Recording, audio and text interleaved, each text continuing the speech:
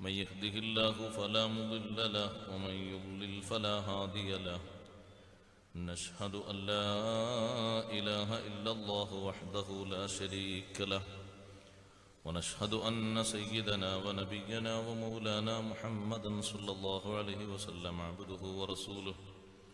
اللهم صل وسلم وبارك على رسولك سيدنا ومولانا محمد وعلى آل وأصحاب سيدنا ومولانا محمد وعلى جميع الأنبياء والمرسلين وآلهم وصحبهم والتابعين لهم بإحسان إلى يوم الدين. أما بعد، فأعوذ بالله من الشيطان الرجيم. بسم الله الرحمن الرحيم.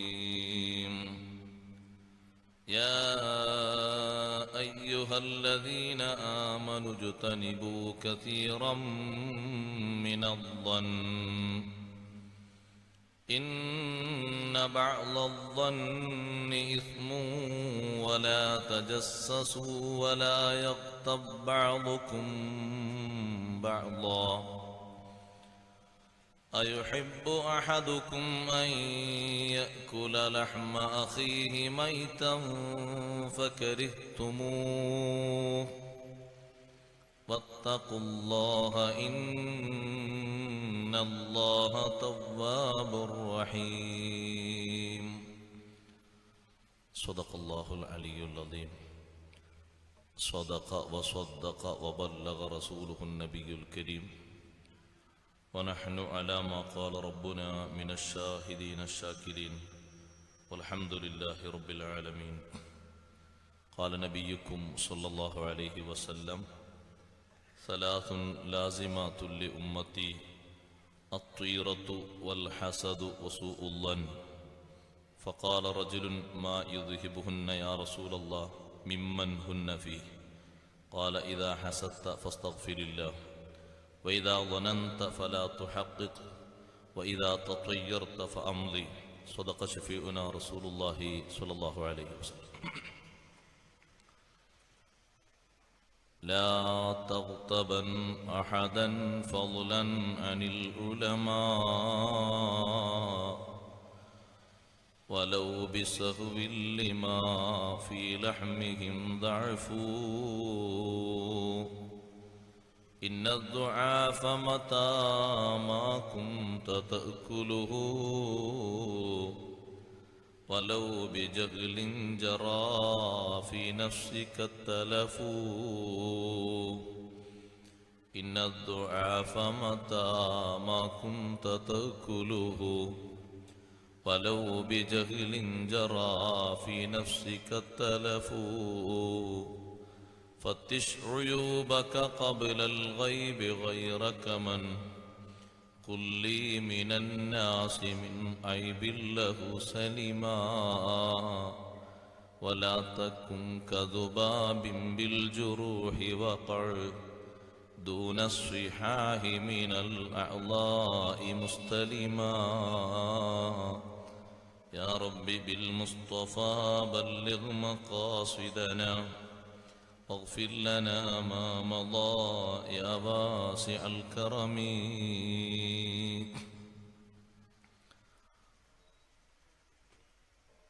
ബഹുവന്യരായ ഉസ്താദുമാരെ, പണ്ഡിതരെ, സഹോദരന്മാരെ, സഹോദരിമാരെ, സുഹൃത്തുക്കളെ,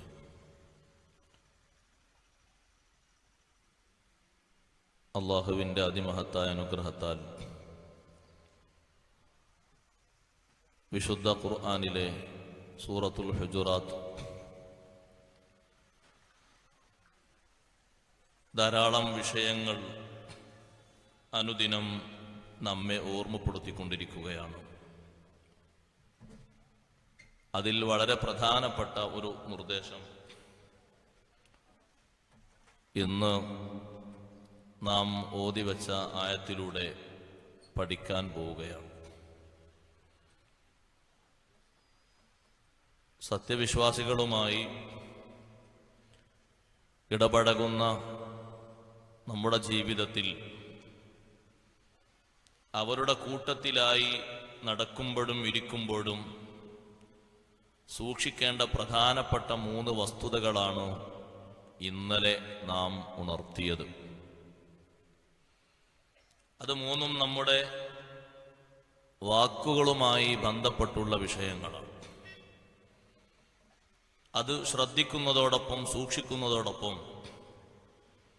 സൂറത്തുൽ ഹുജറാത്തിലെ അവസാനത്തെ നമ്മെ വിളിക്കുന്ന ഒരു വിളിയാണ് യാ അയ്യുഹല്ലദീന ആമനു. ഇനി ഈ തലക്കെട്ട് വരാനില്ല. 5ാമത്തെ പ്രാവശ്യമുള്ള ഒരു വിളിയാണ്. കഴിഞ്ഞ 4 വിളികളുടെയും പിന്നിലിരിക്കുന്ന ആശയങ്ങൾ കഴിവിന്റെ പരമാവധി നാം കേട്ടു ഗ്രഹിച്ചു. സത്യവിശ്വാസികളായ നമ്മെ വിളിച്ച് അള്ളാഹു ഓർമ്മപ്പെടുത്തുന്നത് പലപ്പോഴും നമ്മുടെ മനസ്സ് മരവിക്കാനും മനസ്സിന്റെ സ്വസ്ഥത നഷ്ടപ്പെടാനും പ്രധാന ഹേതുവായ നമ്മുടെ തെറ്റിദ്ധാരണകൾ, സംശയങ്ങൾ അതെല്ലാം ദൂരീകരിക്കുന്നതോടൊപ്പം തന്നെ മറ്റുള്ളവരുമായുള്ള അസാന്നിധ്യത്തിൽ അവരുടെ ബഹുമതി കാത്തുസൂക്ഷിക്കാനുള്ള നിർദ്ദേശവും അള്ളാഹു നമുക്ക് നൽകുന്നു. ബിസ്മില്ലാഹിർ റഹ്മാനിർ റഹീം. യാ അയ്യുഹല്ലദീന ആമനു, ഓ ഈമാനിന്റെ സൂക്ഷിപ്പുകാരെ, സത്യവിശ്വാസികളെ, ഇജ്തനിബൂ കതീറം മിനദ്ദൻ, ഇജ്തനിബൂ നിങ്ങൾ വർജിക്കുക, കതീറം മിനദ്ദൻ കൂടുതൽ ധാരണകളെയും നിങ്ങൾ വർജിക്കുക. കൂടുതൽ ധാരണകളെ വർജിക്കാൻ പറഞ്ഞിട്ട് അള്ളാഹു പറയുന്ന കാരണം ഇന്ന ബഅ്ദദ്ദന്നി ഇസ്ം, ധാരണകളിൽ ചിലത് കുറ്റങ്ങളാണ്, കുറ്റത്തിലേക്ക് നയിക്കുന്നവയാണ്. അതുകൊണ്ട് എല്ലാ ധാരണകളും സൂക്ഷിക്കണം. ധാരണ പിശകുകൾ വന്നു ചേരരുത്. ഒരു മുസ്ലിമായ മനുഷ്യനെ സംബന്ധിച്ച് നല്ലത് ധരിക്കണം. ബാഹ്യതലത്തിൽ മോശം കണ്ടാലും അതിനെ നല്ലതായി വ്യാഖ്യാനിക്കാൻ പറ്റുമെങ്കിൽ അങ്ങനെ വ്യാഖ്യാനിക്കണം.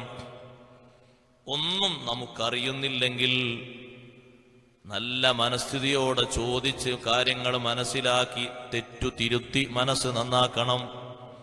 ഇജ്തനിബൂ കസീറം മിനദ്ദൻ, കൂടുതൽ ധാരണകളെയും നിങ്ങൾ വർജിക്കുക.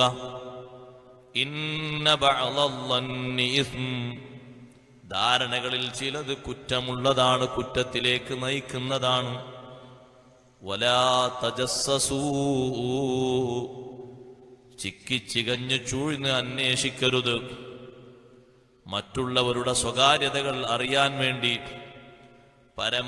രഹസ്യങ്ങൾ അറിയാൻ വേണ്ടി, അവർ ഒളിച്ചു സൂക്ഷിച്ചു വെക്കുന്ന കാര്യങ്ങൾ അറിയാൻ വേണ്ടി പല ഭാഗങ്ങളും പറഞ്ഞ് നിങ്ങൾ ചൂഴ്ന്ന് അന്വേഷിക്കരുത്. വലാ യഗ്തബ് ബഅ്ദുകും ബഅ്ദാ, നിങ്ങളിൽ ചിലർ മറ്റുള്ളവരെ കുറ്റം പറയരുത്. മറ്റുള്ളവരുടെ കുറ്റം നിങ്ങൾ പറയരുത്. എന്നിട്ട് അല്ലാഹു അവസാനം പറഞ്ഞ വിഷയത്തെ ഗൗരവത്തോടെ ചോദിക്കുന്നു. അയുഹിബ്ബു അഹദുകും അൻ യഅകുല ലഹ്മ അഖീഹി മൈതാ, നിങ്ങളിൽ ഒരാൾ തന്റെ സഹോദരന്റെ മാംസം ഭക്ഷിക്കുന്നത് ഇഷ്ടപ്പെടുമോ? മൈതൻ, ആ മാംസം തന്നെ ശവമായി കിടക്കുന്ന രീതിയിൽ, നിർജീവമായി കിടക്കുന്ന രീതിയിലുള്ള മാംസം ഭക്ഷിക്കാൻ ഇഷ്ടപ്പെടുമോ? ഫകരിഹ്തുമൂ, അത് നിങ്ങൾ വെറുക്കുകയില്ലേ? അല്ലെങ്കിൽ നിങ്ങളതിനെ വെറുത്തേക്കണം. വത്തഖുല്ലാഹ്, ഇത്രയും പറഞ്ഞ നിർദ്ദേശങ്ങളിൽ ഇന്നത്തേതു മാത്രമല്ല, ഇത്രയും പറഞ്ഞ നിർദ്ദേശങ്ങളിൽ എല്ലാ നിർദ്ദേശങ്ങളും പാലിച്ച് നിങ്ങൾ തഖ്വ ചെയ്യണം. ഇന്നല്ലാഹ തവ്വാബുർ റഹീം, വൈകല്യങ്ങൾ സംഭവിച്ചിട്ടുണ്ടാകും, ശരിയാണ്. പക്ഷേ അല്ലാഹു സുബ്ഹാനഹു വ തആല തവ്വാബാണ്, തൗബ സ്വീകരിക്കുന്നവനാണ്.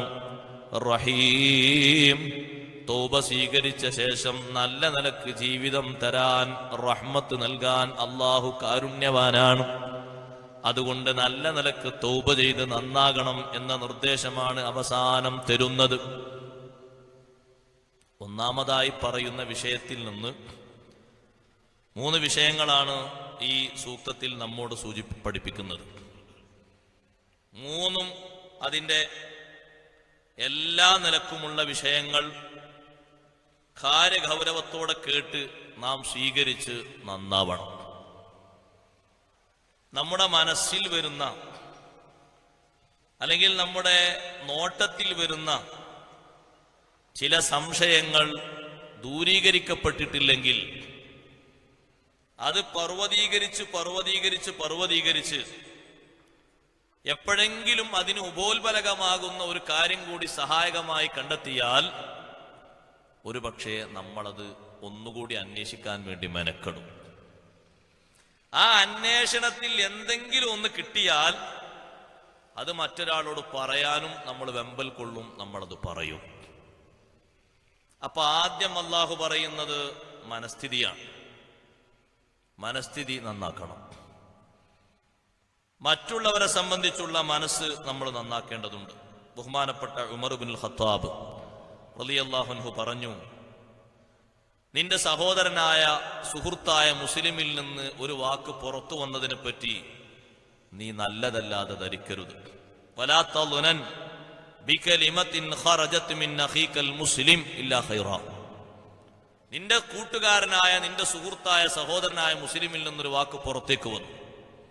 പുറത്തു വന്ന ആ വാക്ക് പലതിനും സാധ്യതയുള്ള വാക്കാണ്. എന്നാൽ നീ അതിൽ വിചാരിക്കേണ്ടത് ഇല്ലാ ഖൈറൻ, നന്മയാണ്. അയാൾ അങ്ങനെ പറഞ്ഞതാകൂ, ഇങ്ങനെ പറഞ്ഞതാകൂ, എന്നെ അയാൾ വേറെന്തിനോട് ഉപമിച്ച് പറഞ്ഞു, അതിലേക്കൊന്നും നിന്റെ മനസ്സ് പോകണ്ട. നിന്റെ മനസ്സ് പോകേണ്ടത് കൃത്യമായും അയാൾ ഇതായിരിക്കും ഉദ്ദേശിച്ചത്. ഞാൻ കുറച്ചൊക്കെ നല്ല ആളായിട്ടുണ്ട് എന്നയാൾക്ക് കരുതിയിട്ടുണ്ട്. അൽഹംദുലില്ലാഹ്, അള്ളാഹൊക്കെ ബർക്കത്ത് ചെയ്യട്ടെ. പക്ഷെ നമ്മളെ മനസ്സ് വേഗം പോവുക അങ്ങോട്ടല്ല. നമ്മളെ മനസ്സിന് വേഗം പോവുക അതിനെ ദുർവ്യാഖ്യാനിക്കുന്ന വളഞ്ഞ ശൈലിയിലേക്ക് പോകും. ഒരുപക്ഷെ അതൊന്നും പറഞ്ഞ കൂട്ടുകാരൻ ഉദ്ദേശിച്ചിട്ടുണ്ടാകൂല, സുഹൃത്ത്, സഹോദരൻ. അപ്പൊ നിന്റെ കൂട്ടുകാരനിൽ നിന്ന്, നിന്റെ സുഹൃത്തിൽ നിന്ന്, സഹോദരീ സഹോദരന്മാരിൽ നിന്ന് നിന്നെക്കുറിച്ചൊരു വാക്ക് വന്നാൽ നീ ആ വാക്കിനെ പറ്റി ഖൈറ് കരുതണം. വഅന്ത തജിദു ലഹാ ഫിൽ ഖൈരി മഹ്മലാ. അതിന് നല്ല ഒരു വ്യാഖ്യാനം വെച്ചു കൊടുക്കാൻ പറ്റുമെങ്കിൽ നീ അങ്ങനെ വെച്ചു കൊടുക്കണം. എന്നാ പിന്നെ മനസ്സിൽ കാര്യമായിട്ടൊരു വെറുപ്പുണ്ടാകൂല. അങ്ങനെയാണ്. എന്നോടൊരാൾ പറഞ്ഞു എന്നുള്ള വാക്ക് അയാൾ ഉദ്ദേശിച്ചത് ഖൈറാണ്, അല്ലെങ്കിൽ നേരത്തെ അയാൾ പറഞ്ഞതാണ്. നമുക്ക് പെട്ടെന്ന് മനസ്സിലേക്ക് വന്നത് അങ്ങനെയല്ല. നമ്മൾ അതുകൊണ്ട് വേറെ ഏതോ മാർഗമാണ് കരുതിയത്, വഴിയാണ് കരുതിയത്. എന്നാൽ അതുകൊണ്ട് നമ്മുടെ മനസ്സ് ദുഷിക്കുകയാണ്.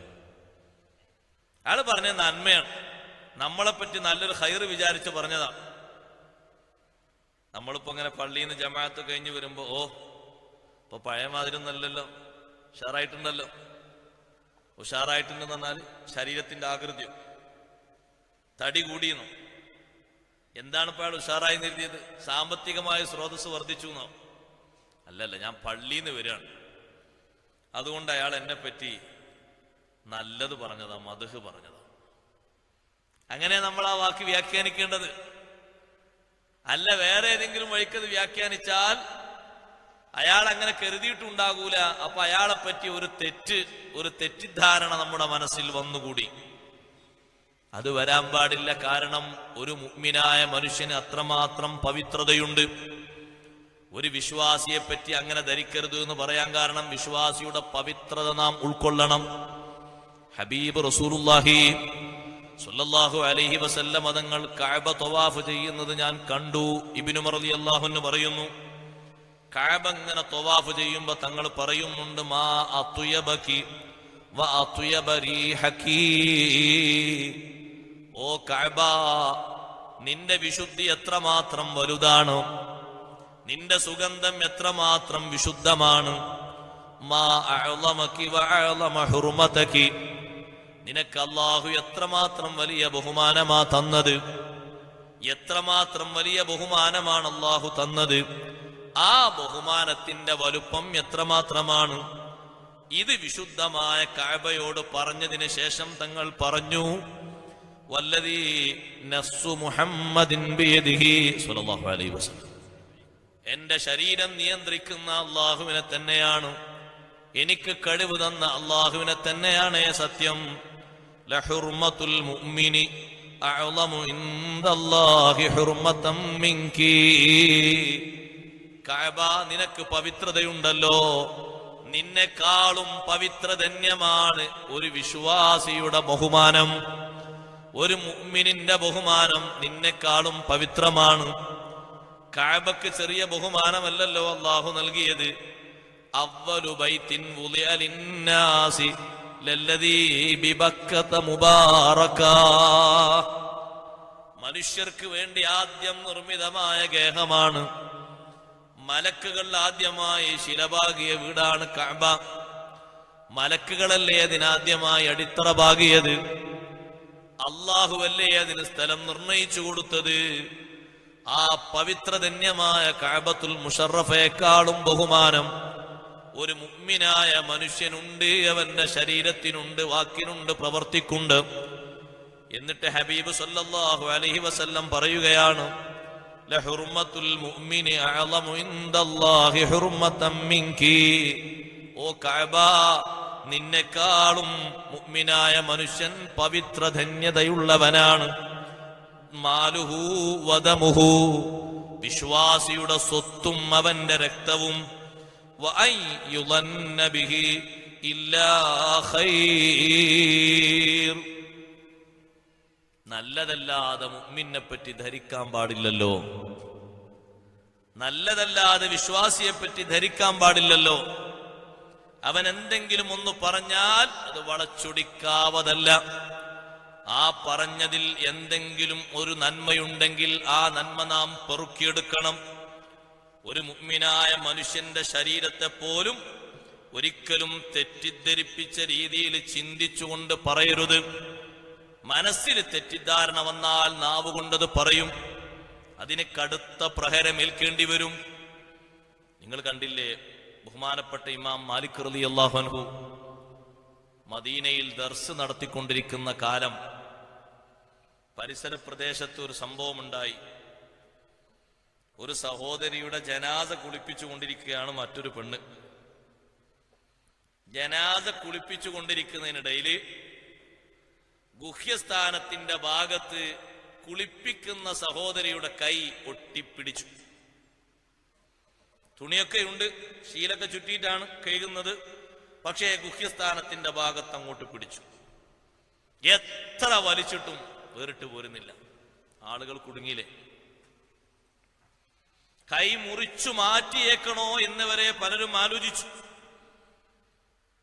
പല പണ്ഡിതന്മാരോട് ചോദിച്ചപ്പോ അവരൊക്കെ പറഞ്ഞു, ഇതിനിപ്പോ ശരിക്കൊരു പരിഹാരം പറയണമെങ്കിൽ മദീനത്തേക്ക് പോകണം.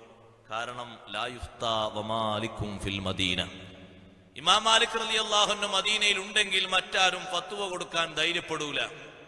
എല്ലാവരും മദീനയിലേക്ക് പോകാൻ പറയും. ഇമാം മാലിക് റളിയല്ലാഹു അൻഹുവിന്റെ സവിധത്തിലെത്തി. ഇമാം മാലിക് റളിയല്ലാഹു അൻഹുവിന്റെ ചോദ്യം, നിങ്ങളാ കുളിപ്പിക്കുന്ന പെണ്ണിനോട് പോയിട്ടൊന്ന് ചോദിക്കണം, ഗുഹ്യസ്ഥാന ഭാഗത്തേക്ക് കഴുകാൻ വേണ്ടി ഒരുങ്ങുന്നതിന്റെ മുമ്പ് വല്ലതും പറഞ്ഞിരുന്നോ, ചിന്തിച്ചിരുന്നോ? ജനാസ കുളിപ്പിക്കുകയാണ്. മുഅ്മിനായ മനുഷ്യന്റെ ശരീരത്തിൽ എന്തെങ്കിലും അസ്പൃശ്യതകൾ കണ്ടാൽ പുറത്തു പറയരുത് എന്നല്ലേ ഇസ്ലാമിന്റെ നിർദ്ദേശം. ആ ശരീരത്തിനുള്ള ബഹുമാനമാണത്.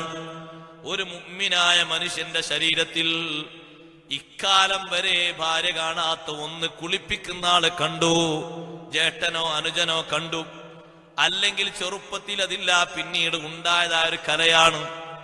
ആ കല സത്യത്തിൽ വേറൊരു രോഗത്തിലേക്ക്, ഒരു തരത്തിലേക്ക് മാറാൻ ചാൻസ് ഉള്ളതാണെങ്കിലും പറയരുത് എന്നല്ലേ ഇസ്ലാമിന്റെ നിർദ്ദേശം. ഒരാളോടും അത് മിണ്ടരുത് എന്നല്ലേ നിർദ്ദേശം. ഈ പെണ്ണിനെന്താണ് സംഭവിച്ചത് എന്നറിയാൻ അവര് വന്നു, ചോദിച്ചു. ഗുഹ്യസ്ഥാന ഭാഗത്തേക്ക് കഴുകാൻ വേണ്ടി ഒരുങ്ങുമ്പോ എന്തെങ്കിലും പറഞ്ഞോ? എന്തെങ്കിലും കരുതിയോ? അപ്പൊ ആ പെണ്ണ് പറഞ്ഞു, ഞാൻ ആ ഭാഗം കഴുകാൻ വേണ്ടി ഇങ്ങനെ ഒരുങ്ങുന്ന സമയത്ത് ഞാൻ പറഞ്ഞു പോയി, മാ അക്സറമാ യുക്താബിഹി,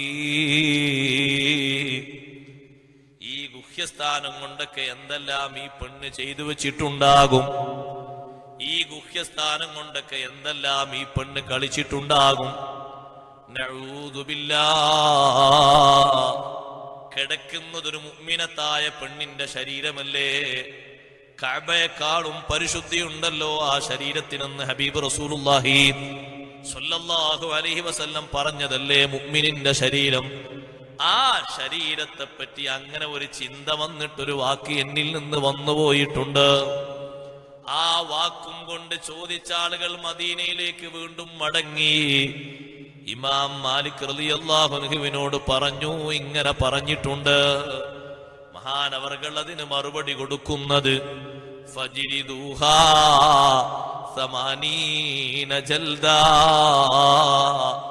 ആ കുളിപ്പിക്കുന്ന പെണ്ണിനെ 80 അടിയടിക്കൂ, എങ്കിലേ കൈയവിടുന്നു പോരൂ. ആ പെണ്ണ് നടത്തിയത് തികച്ചും ആരോപണമാണ്, വ്യഭിചാരാരോപണമാണ്.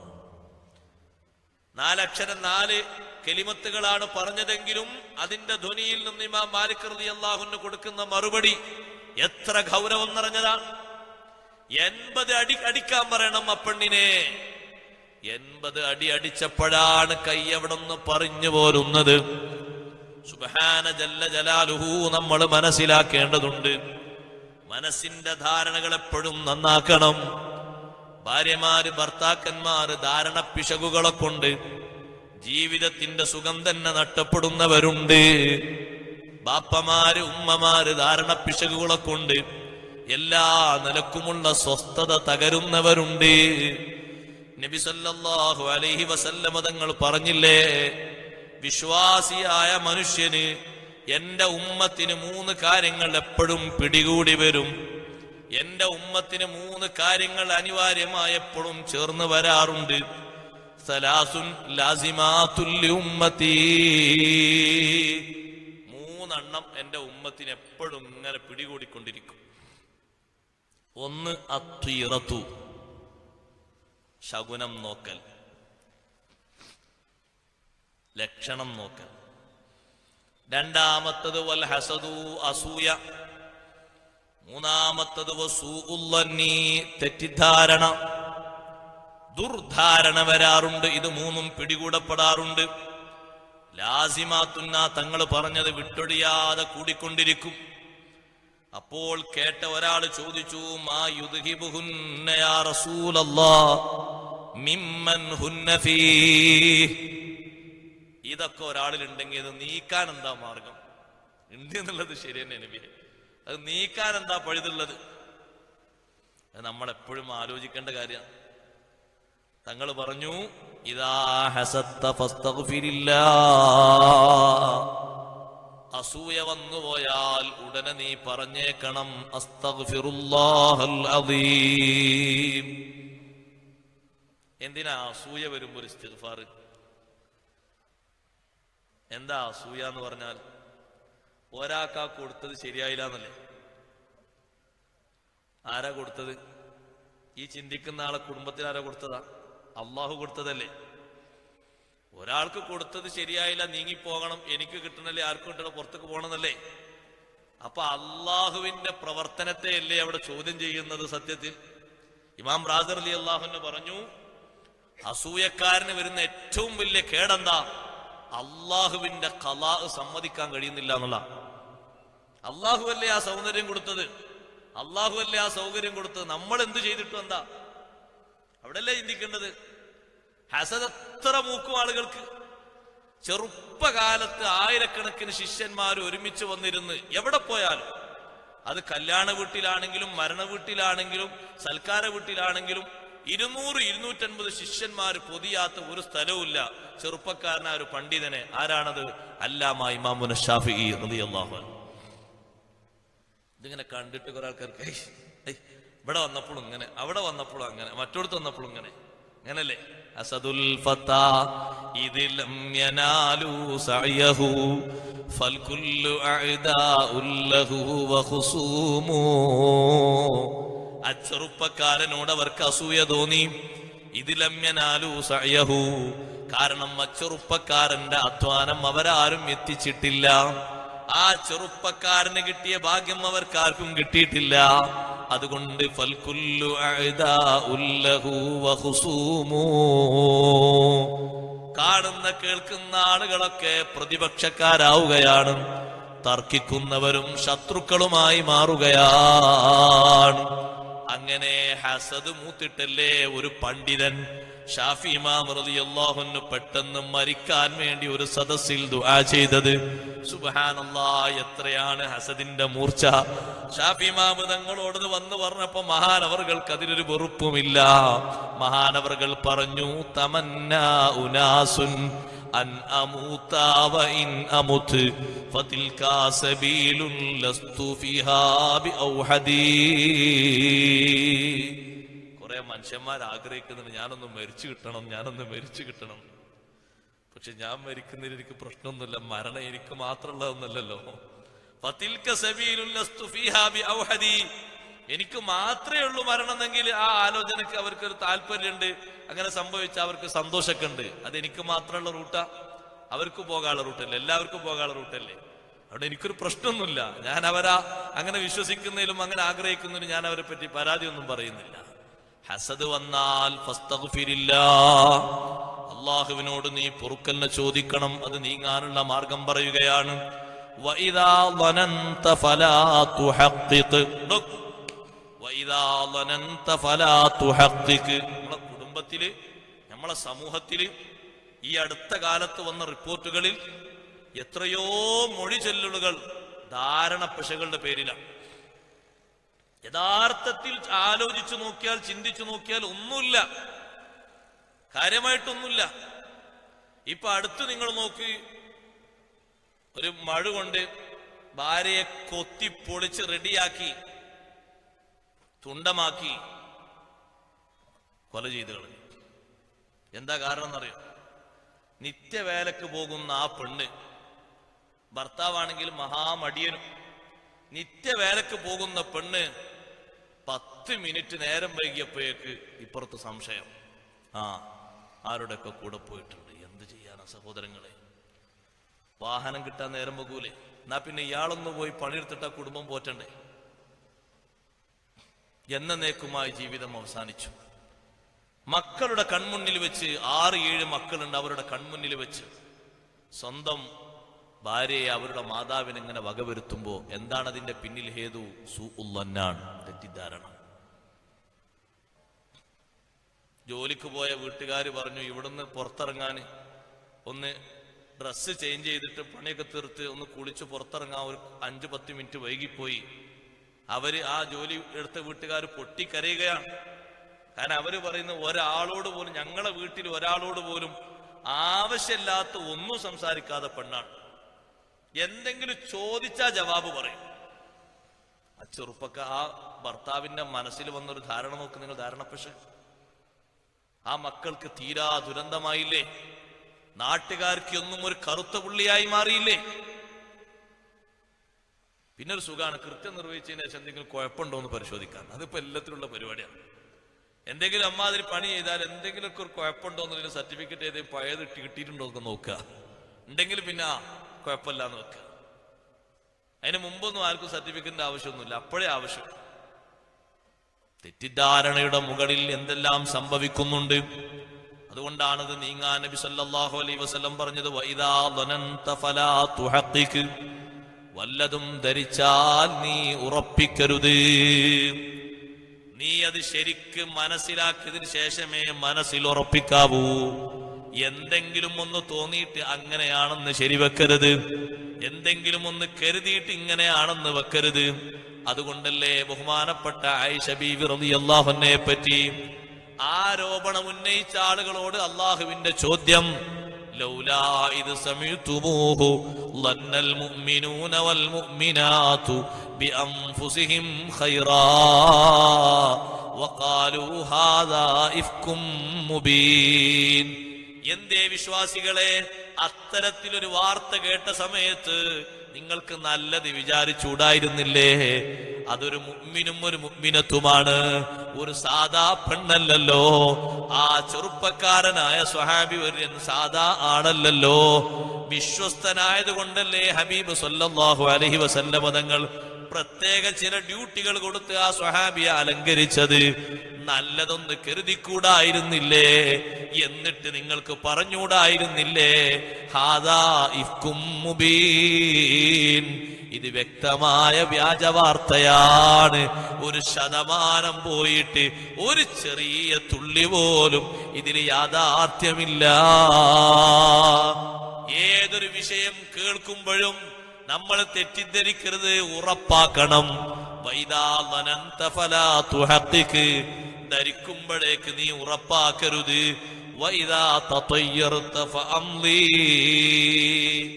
മൂന്നാമത്തത് തീറത്താണ്.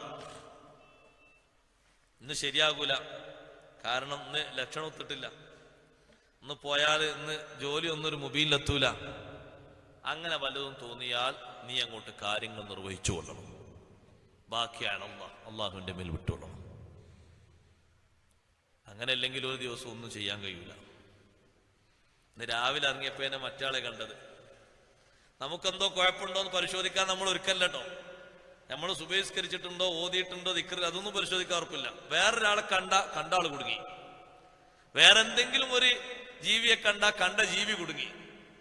നമ്മളോ, നമുക്കൊരു കുഴപ്പമില്ല. ഇന്ന് ശരിയാകുന്ന ഒരു നിലക്കും തോന്നുന്നില്ല. എന്തേ? ഇന്ന് കണ്ടതാ ചങ്ങായിനെ.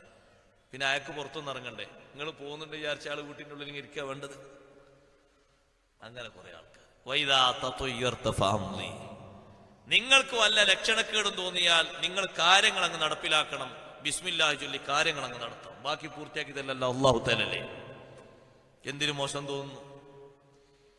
അങ്ങനെ ചില ആളുകൾ ഇങ്ങനെ നോക്കുമ്പോൾ തന്നെ ചില ആൾക്കാർക്ക് പേടിയാണ്. പടച്ചോനെ, അയാൾ നോക്കി ഇന്നിപ്പോ ശരിയാകുമെന്ന് അറിയില്ല. അയാൾ നോക്കിയെന്നല്ല, പെരുന്നോട്ടം നോക്കി. അങ്ങനെ വല്ല വിഷമം നിങ്ങൾക്ക് ഉണ്ടെങ്കിൽ നബി സല്ലല്ലാഹു അലൈഹി വസല്ലം നിങ്ങൾ പറഞ്ഞു, അങ്ങനെ വല്ലതും കണ്ടിട്ടൊരു പേടിയോ ആരെങ്കിലും കൗതുകങ്ങൾ പറഞ്ഞിട്ടത് പോയി പോകുമെന്ന് പേടിയുണ്ടെങ്കിൽ ഒറ്റ കാര്യം ചെയ്താൽ മതി, ബുദ്ധിമുട്ടൊന്നും ആകണ്ട. അള്ളാഹുവിനോട് പറയാ, അല്ലാഹുമ്മ ലാ തഅതി ബിൽ ഹസനാതി ഇല്ലാ അൻത വലാ യദ്ഹബു ബിസ്സയ്യിആതി ഇല്ലാ അൻത മാഷാ അല്ലാഹ് ലാ ഖുവത ഇല്ലാ ബില്ലാഹ് എന്നും പറഞ്ഞ് നിങ്ങൾ ചെയ്യുന്ന കാര്യം നിങ്ങൾ അങ്ങ് ഉറപ്പിക്കണം. നമ്മൾ പിന്നെ എങ്ങനെ ബാക്കോട്ട് നിൽക്കേണ്ട ആവശ്യമൊന്നുമില്ല. നമ്മുടെ വിഷയവുമായി ബന്ധിച്ചൊരു പ്രധാനപ്പെട്ടത് സുഉല്ലന്നാണ്. ഇജ്തനിബൂ കസീറൻ മിനദ്ദൻ, കൂടുതൽ ധാരണകളെയും നിങ്ങൾ വർജിക്കണം. എന്നിട്ട് അതിന്റെ കാരണം പറഞ്ഞു നോക്ക് നിങ്ങൾ. അതല്ലേ ഏറ്റവും വലിയ കാരണത്തിന്റെ ഒരു സൗന്ദര്യം. ഇന്ന ബഅദല്ലന്നി ഇസ്ം, ചില ധാരണകളൊക്കെ കുറ്റകരമാണ്. അവിടെയാണ് ഇമാം ഖുർത്തുബി റളിയല്ലാഹു അൻഹു പറയുന്നത്, ശരിക്ക് ത്വരീഖത്തിലേക്കുള്ള ഒരു സൂചനയാണ് ഈ പറയുന്നത്. ത്വരീഖത്ത് എന്ന് പറഞ്ഞാൽ എന്താണ്? വത്വരീഖത്തുൻ നഖ്ദും ബിഅഹ്വത കൽവറഅ വഅസീമത്തിൻ കരിയാദത്തിൻ മുതബത്തിലാ. ത്വരീഖത്ത് എന്ന് പറഞ്ഞാൽ അഖ്ദും ബിഅഹ്വത, ഏറ്റവും ഉറപ്പുള്ളത് സ്വീകരിക്കുക. കൽവറഇ, സൂക്ഷ്മത പോലെ. രണ്ട് തലങ്ങളുണ്ട്, മറ്റൊന്ന് അസീമത്തും കൂടി പറയാനുണ്ട്. നമ്മുടെ വിഷയം പറയട്ടെ. ഇമാം ഖുർത്തുബി തങ്ങൾ പറഞ്ഞു, അള്ളാഹു ചില ധാരണകളൊക്കെ കുറ്റകരമാകുന്നത് കൊണ്ട് പറഞ്ഞത് ചിലത് ഒഴിവാക്കണം എന്നല്ല. ഇജ്തനിബൂ കസീറൻ മിനദ്ദൻ, കൂടുതൽ ധാരണകളും വിടണട്ടോ. എന്താ കാരണം? ഇന്ന ബഅദല്ലന്നി ഇസ്മുൻ, എല്ലാ ധാരണകളും കുറ്റാണ് എന്നല്ല പറഞ്ഞത്, കുറച്ചങ്ങനെ ഉണ്ട്. അതുകൊണ്ട് നിങ്ങൾ ഉള്ളത് മുഴുവനും വിട്ടേക്കണം. ധാരണകളിൽ പെരുത്തും നിങ്ങൾ ഒഴിവാക്കണം. നല്ല വാക്കും നല്ല ധാരണയും വളരെ ചുരുങ്ങിയതേ ഉള്ളൂ, അത് മാത്രം മതി നിങ്ങളെ ഖൽബിൽ. ഇശാറത്തുൻ ഇലൽ അഖ്ദി ബിൽ അഹ്വതി, ഖുർത്തുബി ഇമാം തങ്ങൾ പറയുന്നു, ഉറപ്പുള്ളത് കൊണ്ട് സ്വീകരിക്കുന്നതിലേക്ക് സൂചനയാണ്. കമാ അന്ന ത്വരീഖൽ മഖൂഫ, പേടിയുള്ള ഒരു റൂട്ടാണ്. ഒരു വഴിക്ക് പോയാൽ അതിൽ നിന്നും കവർച്ചക്കാര് കവർച്ചക്കാരി എപ്പോഴോ റിപ്പോർട്ട് ചെയ്യപ്പെട്ടിട്ടുണ്ട് ഒരു റൂട്ടിലൂടെ.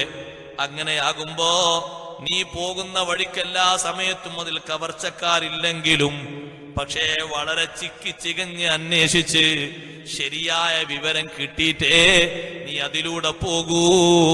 അതൊരു സൂക്ഷ്മതയായതുപോലെ ഇന്ന ബഅദല്ലന്നി ഇത്മുൻ, ചില ധാരണകളൊക്കെ കുറ്റകരമാണ്, കുറ്റത്തിലേക്ക് നയിക്കുന്നതാണ്.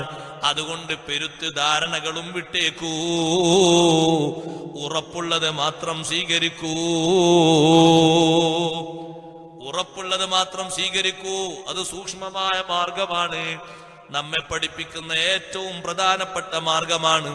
ഇമാം റാസി റളിയല്ലാഹു അൻഹു പറഞ്ഞ ഈ കാരണം അതേ മറ്റു പല പണ്ഡിതന്മാരും പറഞ്ഞിട്ടുണ്ട്.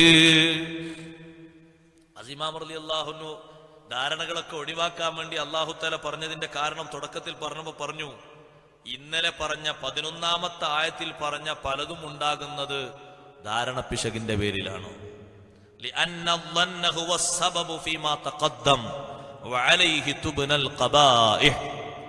ധാരണ പിശകുകൾ വരുന്നു, ധാരണകൾ ഒഴിവാക്കണം എന്ന് പറയാനുള്ള കാരണം കഴിഞ്ഞ ആയത്തിൽ പറഞ്ഞ ദൂഷ്യതകളൊക്കെ വരുന്നത് ഇതിന്റെ മുകളിലാണ്. അതുകൊണ്ട് പരിഹാസം വരുന്നതും അങ്ങനെയാണ്. ഒരാളുടെ പ്രവൃത്തി കണ്ടിട്ടത് ദുഷ്പ്രവൃത്തിയാണെന്ന് തോന്നുന്നതും അങ്ങനെയാണ്. സത്യത്തിൽ അയാൾ മറന്നു ചെയ്തതായിരിക്കും, അല്ലെങ്കിൽ കണ്ട കാഴ്ചക്കാരന് അബദ്ധം സംഭവിച്ചതായിരിക്കും, പലതും വരാം. അങ്ങനത് പോരായ്മയായി വായിച്ചതായിരിക്കും. അതുകൊണ്ട് കസീറൻ എന്ന വാക്ക് സൂചിപ്പിക്കുന്നത് നല്ല ധാരണകൾ മാത്രം കെട്ടിപ്പടുക്കുക, അല്ലാത്തത് മുഴുവനും ഒഴിവാക്കുക. ആ നല്ലതിലേക്ക് സൂചിപ്പിച്ചുകൊണ്ടാണ് നബി സല്ലല്ലാഹു അലൈഹി വസല്ലം പറഞ്ഞത്, ലന്നൂ ബിൽ മുഅ്മിനി ഖൈറാ, വിശ്വാസിയെ പറ്റി നിങ്ങൾ നല്ലത് ധരിക്കണം, വിശ്വാസിയെ പറ്റി നിങ്ങൾ നല്ലത് വിചാരിക്കണം. നല്ലത് ഉറപ്പുള്ളതാണല്ലോ, അത് എടുക്കണം, അല്ലാത്തത് വിട്ടേക്കണം. ബാക്കിയുള്ള കാര്യങ്ങളൊക്കെ നിങ്ങൾ വിട്ടേക്കണം.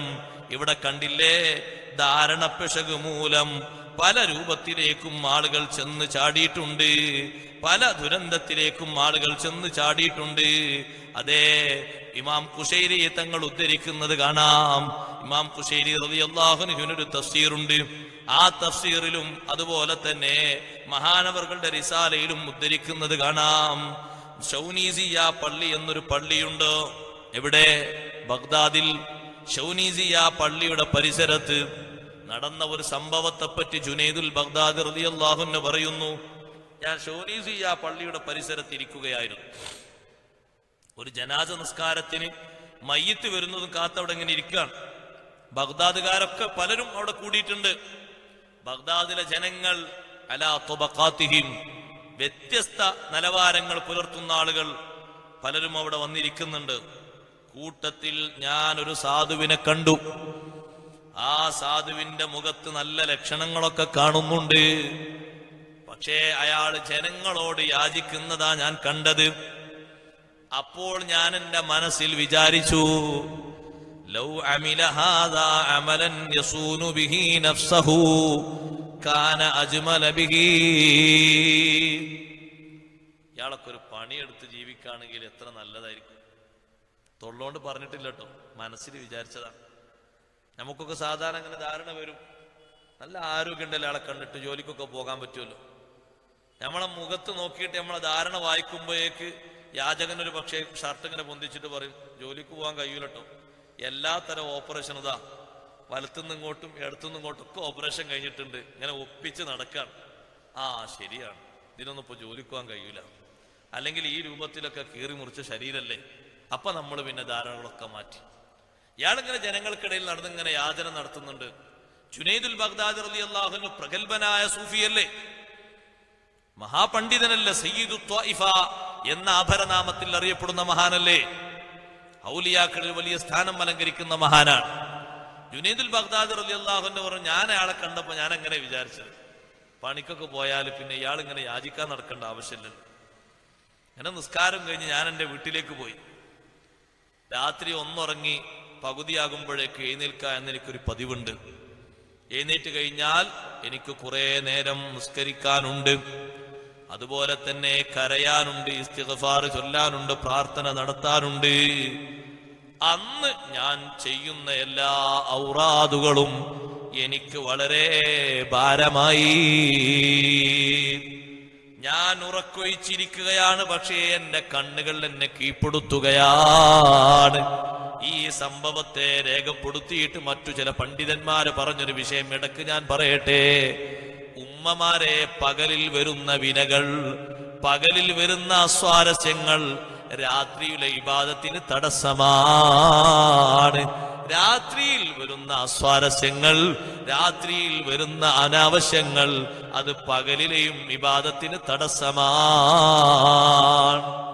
അതുകൊണ്ടാ ചില ഉമ്മാരൊക്കെ ഖുർആൻ ഇങ്ങനെ തുറന്നു വെച്ച് ആകെ 30 ആയത്തെ തബാറക്കിൽ ഓതാനുള്ളൂ. ആ 30 ആയത്തിന്റെ അടുക്ക് 4 ആയത്ത് ഓതുമ്പോഴേക്ക് തൂങ്ങി, പിന്നെ 2 ആയത്ത് ഒന്നുകൂടി തൂങ്ങി. അപ്പൊ മദ്രസയിലെ സ്കൂളിലെയും പുസ്തകങ്ങൾ എഴുതുന്ന വായിക്കുന്ന കുട്ടികൾ പറയും, ദാ അമ്മ ഇങ്ങനെ തൂക്കുണ്ടല്ലോ, ഇപ്പൊ 1/2 കിലോനായി, ഇപ്പൊ 3/4 കിലോനായി. ഓ, ഇപ്പൊ കറക്റ്റ് 1.5 കിലോ. 1.5 കിലോ എന്ന് പറഞ്ഞപ്പോ തല മുട്ടി മേശമ്മല്. അപ്പൊ കുട്ടികളൊക്കെ ഇങ്ങനെ ചിരിക്കുന്നുണ്ട്. ഉമ്മ ഇങ്ങനെ കണ്ണും നോക്കുമ്പോ ഉമ്മാക്ക് വിഷമാണ്, ഒരു ചിരി നിർത്തി. പിന്നെ 2 അർഫോതി പിന്നെയും തൂങ്ങി. ഇത് പകലിലെ ഭാരമാണ്, മനസ്സുകൊണ്ടുള്ള ഭാരം, നാവ് കൊണ്ടുള്ള ഭാരം, ശാരീരിക ജോലികളുടെ ക്ഷീണം അല്ല. അതല്ല, ഞാൻ അതിന് മാത്രം വലിയ ജോലിയൊന്നും എടുത്തിട്ടില്ല. ദിക്ർ ചൊല്ലുമ്പോഴേക്ക് തൂങ്ങി. എന്തിലെങ്കിൽ ദിക്ർ ചൊല്ലായിരുന്നു, ഒരു ക്ഷീണവുമില്ല. തലേന്നൊക്കെ നല്ല ഉറക്കം കിട്ടിയിട്ടുണ്ട്, ഉച്ചക്ക് ഉറങ്ങിയിട്ടുണ്ട്. പക്ഷെ ദിക്ർ ചൊല്ലാൻ തുടങ്ങി. മനസ്സിന്റെ മരവിപ്പാണത്. മനസ്സിൽ വന്ന ധാരണകൾ ശരിയല്ലെങ്കിൽ ഏത് വിഷയങ്ങൾക്കും സൗന്ദര്യം ലഭിക്കൂല. അതുകൊണ്ടാണ് സൈനുദ്ദീൻ മഖ്ദൂം റളിയല്ലാഹു അൻഹു പറഞ്ഞത്, രാവിലെ സുബ്ഹിന്റെ മുമ്പ് എഴുന്നേറ്റ് നിനക്ക് തഹജ്ജുദ് നിസ്കരിക്കണമെങ്കിൽ നീ ഒരുപാട് കാര്യങ്ങൾ ഉപേക്ഷിക്കേണ്ടതുണ്ട്. അതിലൊരു പ്രധാനപ്പെട്ട കാര്യമാണ് തർക്കും കലാമൻ ബഅദ ദാലിക ഗാഫിലാ. ഇശാ നിസ്കാരം കഴിഞ്ഞതിന് ശേഷം അല്ലാഹു പൊരുത്തപ്പെടാത്ത ഒരു മേഖലയിലുമുള്ള വർത്തമാനവുമായി, മൊബൈലിലാകട്ടെ അല്ലാത്ത രൂപത്തിലാകട്ടെ, നീ സമയം തുലക്കരുത്. തർക്കും കലാമൻ ബഅദ ദാലിക ഗാഫിലാ. അങ്ങനെ സംസാരിക്കുന്നുവെങ്കിൽ നിനക്ക് തഹജ്ജുദ് നഷ്ടപ്പെട്ടു പോകുമെന്ന് ഞാൻ പറഞ്ഞതല്ല, സൈനുദ്ദീൻ മഖ്ദൂം റളിയല്ലാഹു അൻഹു പറഞ്ഞതാണ്. മഹാനവറുകൾ അതിന്റെ മുമ്പും കാരണങ്ങൾ എണ്ണി പറഞ്ഞിട്ടുണ്ട്. വയഫൂതു ഹാദാ ബിൽ കസീരി മിൻ ഇഹ്തിമാമിക വഷ്തിഗാലിക ബിദ്ദുനാ മുതഗാഫിലാ എന്ന് പറഞ്ഞിട്ട് മഹാനവറുകൾ പറഞ്ഞു, അതേ, ഇശാ നിസ്കാരത്തിന് ശേഷം വെറുതെ സ്വറ പറഞ്ഞിരിക്കുന്ന ആളുകളോട്, ഭാര്യയോട് സംസാരിക്കുന്നത് ആവശ്യങ്ങൾക്കനുസരിച്ച് സുന്നത്താണ്. അതിഥിയോട് സംസാരിക്കുന്നത് സുന്നത്താണ്. മുതഅല്ലിമീങ്ങൾക്ക് ഇൽമു പറഞ്ഞു കൊടുക്കുന്ന സുന്നത്താണ്. വഅദ് പറയുന്നതും കേൾക്കുന്നതും സുന്നത്താണ്. അതേ, ആ കൃത്യങ്ങളൊന്നുമല്ല ഗാഫിലാ. 12 മണിയായാലും ഓൻ അങ്ങാടിന്ന് പോവില്ല. അനാവശ്യങ്ങളിലേക്കൊന്നുമല്ല. ഇന്നലെ പറഞ്ഞതിനൊന്നും പറയണത്, മിഞ്ഞാന്ന് പറഞ്ഞതിനൊന്നും പറയണത്, രാവിലെ പറഞ്ഞതന്നെ ഇങ്ങനെ പറയുന്നത്, മറ്റാളും പറഞ്ഞു, ഇയാളും പറയുന്നു, ഇങ്ങനെ പറയുന്നു. വെറുതെ പറഞ്ഞ എന്തെങ്കിലും ഫായ്ദ ഉണ്ടോ? ഒരു ഫായ്ദയില്ല. അത് ക്ഷീണം വരുത്തും. നീ പോയി ഉറങ്ങിയാലും കഴിയൂല എണീക്കാൻ. ശരീരത്തിന് ഭാരമാണ്, ഖൽബിന് ഭാരമാണ്. ഉമ്മമാരെ, പകലിൽ അങ്ങനെ വല്ല വൃത്തികേടുകളും വന്നാൽ നേർക്കൊരു 10-20 മിനിറ്റ് കൊണ്ട് ചൊല്ലി തീർക്കേണ്ട ഹദ്ദാദ് പോലും കൃത്യമായി ചൊല്ലാനൊക്കൂല. അതുകൊണ്ട് ശരിക്ക് കരുതണേ, ധാരണ പിശകുകൾ വരരുത്, നാവ് കൊണ്ട് അനാവശ്യങ്ങൾ വരരുത്. അത് രാത്രി ചെയ്യുന്ന ആരാധനകൾക്ക് തടസ്സമാണ്. ജുനൈദുൽ ബഗ്ദാദി റളിയല്ലാഹു അൻഹു അനുഭവമാണ് പറയുന്നത്. ഞാൻ ഉറക്കൊഴിച്ച് കുറെ നേരം രാത്രി സജീവമാക്കാറുണ്ട്. പക്ഷേ അന്ന് എനിക്ക് എന്റെ കണ്ണെന്നെ കീഴ്പ്പെടുത്തുന്നു. ഉറക്കം തൂങ്ങി ഞാൻ വീഴുകയാണ്. എത്ര എഴുന്നേറ്റിരുന്നിട്ടും പിടിച്ചിട്ട് കിട്ടുന്നില്ല. നിസ്കരിച്ചിട്ടൊരു സുഖം കിട്ടുന്നില്ല. കരച്ചിൽ വരുന്നില്ല. ദിക്റിന്റെ ആസ്വാദനം കിട്ടുന്നില്ല. അങ്ങനെ ഞാൻ ഒന്ന് ഉറങ്ങി വീണപ്പോഴാണ് ഫറഅയ്തു ദാലികൽ ഫഖീർ, ആ സാധുവായ മനുഷ്യനെ ഞാൻ കണ്ടു. എന്റെ ഗുരുനാഥന്മാരും ഗുരുനാഥന്മാരുടെ ഗുരുനാഥന്മാരും ചേർന്ന് അദ്ദേഹത്തെ എന്റെ മുന്നിലേക്ക് ഇങ്ങനെ ഉന്തി പിടിച്ചു കൊണ്ടുവരുന്നുണ്ട്. എന്റെ മുന്നിൽ ഞാൻ നോക്കുമ്പോ വലിയൊരു സുപ്രയുണ്ട്. ആ സുപ്രയുടെ മുൻഭാഗത്ത് ഇയാളെ ഇരുത്തിയിട്ടുണ്ട്. ഞാൻ പകലിൽ കണ്ട സാധുവിനെ, ഫക്കീറിനെ ഇരുത്തിയിട്ട് അവരെന്നോട് പറഞ്ഞു, കുല്ലഹ്മഹു ഫഖദ് ഇഗ്തബ്തഹു, ഇയാളെ മാംസം നീ കൊത്തിവലിച്ച് തിന്നോ, ഇയാളെ പറ്റിയല്ലേ അപരാധം പറഞ്ഞത്, ഇയാളെ പറ്റിയല്ലേ നീ ഗീബത്ത് പറഞ്ഞത് എന്ന് ജുനൈദുൽ ബഗ്ദാദി റളിയല്ലാഹു അൻഹു പറയാണ്. എന്നോട് പറഞ്ഞപ്പോ എനിക്ക് ശരിക്ക് കാര്യം ബോധ്യപ്പെട്ടു. ഞാൻ എന്റെ മനസ്സിൽ പറഞ്ഞു, ഞാൻ അവരോട് മറുപടി പറഞ്ഞു, മഗ്തബ്തുഹു, ഞാൻ എന്റെ നാവ് കൊണ്ട് അയാളെ ഒരു കുറ്റവും പറഞ്ഞിട്ടില്ലല്ലോ. ഇന്നമാ ഖുൽതു ഫീ നഫ്സി ശൈആ, ഞാൻ എന്റെ മനസ്സിൽ ഒരു കാര്യം വിചാരിച്ചതല്ലേ, ഇയാൾക്കൊക്കെ പണിയെടുക്കാൻ പോയാല് ഈ യാചനക്കൊന്നും പോകേണ്ടതില്ലല്ലോ എന്നൊരു കാര്യം വിചാരിച്ചതല്ലേ. അപ്പൊ എന്നോട് മറുഭാഗത്തിൽ നിന്ന് ഔലിയാക്കൾ പറയുന്നത്, മാ അന്ത മിമ്മൻ യുർലാ മിൻക ബിമിസ്ലിഹി, ഇതുപോലത്തത് നിങ്ങളിൽ നിന്നൊന്നും പൊരുത്തപ്പെടുന്ന സ്വഭാവമല്ല. നിങ്ങളൊക്കെ ഉയർന്ന സ്ഥാനത്ത് നിൽക്കുന്ന ആളല്ലേ, ഇത്തരത്തിൽ നിങ്ങൾ ചിന്തിക്കാൻ പറ്റുമോ, ഇത്തരത്തിൽ നിങ്ങൾ ധരിക്കാൻ പറ്റുമോ? നിങ്ങളെപ്പോലത്തവരിൽ നിന്ന് ഒരിക്കലും ഇത്തരത്തിലുള്ള കാര്യങ്ങൾ തൃപ്തിപ്പെടുന്ന വിഷയമല്ല. അതുകൊണ്ട് പെട്ടെന്ന് പോയിട്ട് അദ്ദേഹത്തെ കണ്ട് പൊരുത്തപ്പെടിച്ചോ. ജുനൈദുൽ ബഗ്ദാദി റളിയല്ലാഹു അൻഹു പറയാണ്, പിന്നെ അയാളെ കാണാനുള്ള തിടുക്കാണ്. അയാളെ കണ്ട് പൊരുത്തപ്പെടിക്കാതെ എന്റെ ഇബാദത്തിന് എനിക്ക് കിട്ടേണ്ട സുഖം കിട്ടൂല എന്ന് എനിക്ക് ബോധ്യമായി. നിങ്ങൾ ആലോചിച്ചു നോക്ക്. അങ്ങനെയാണല്ലോ നമ്മുടെ ഒക്കെ സംഗതി ഒന്നും ഒരു റൂട്ടിലെത്താത്തത്. കിടന്ന് മടിയുന്ന ധാരണ പിശകുകളാണ്. മനസ്സങ്ങ് ഫ്രീ ആക്കി വിട്ടു നോക്കി. നിങ്ങൾ ഒരു 10 മിനിറ്റ് വേണ്ട, 1 മിനിറ്റ് ഇരുന്നിട്ട് ഏകാഗ്രതയോടെ ചൊല്ലുന്നത് എത്ര ചെറുതാണെങ്കിലും അതിന് സന്തോഷം വേറെ.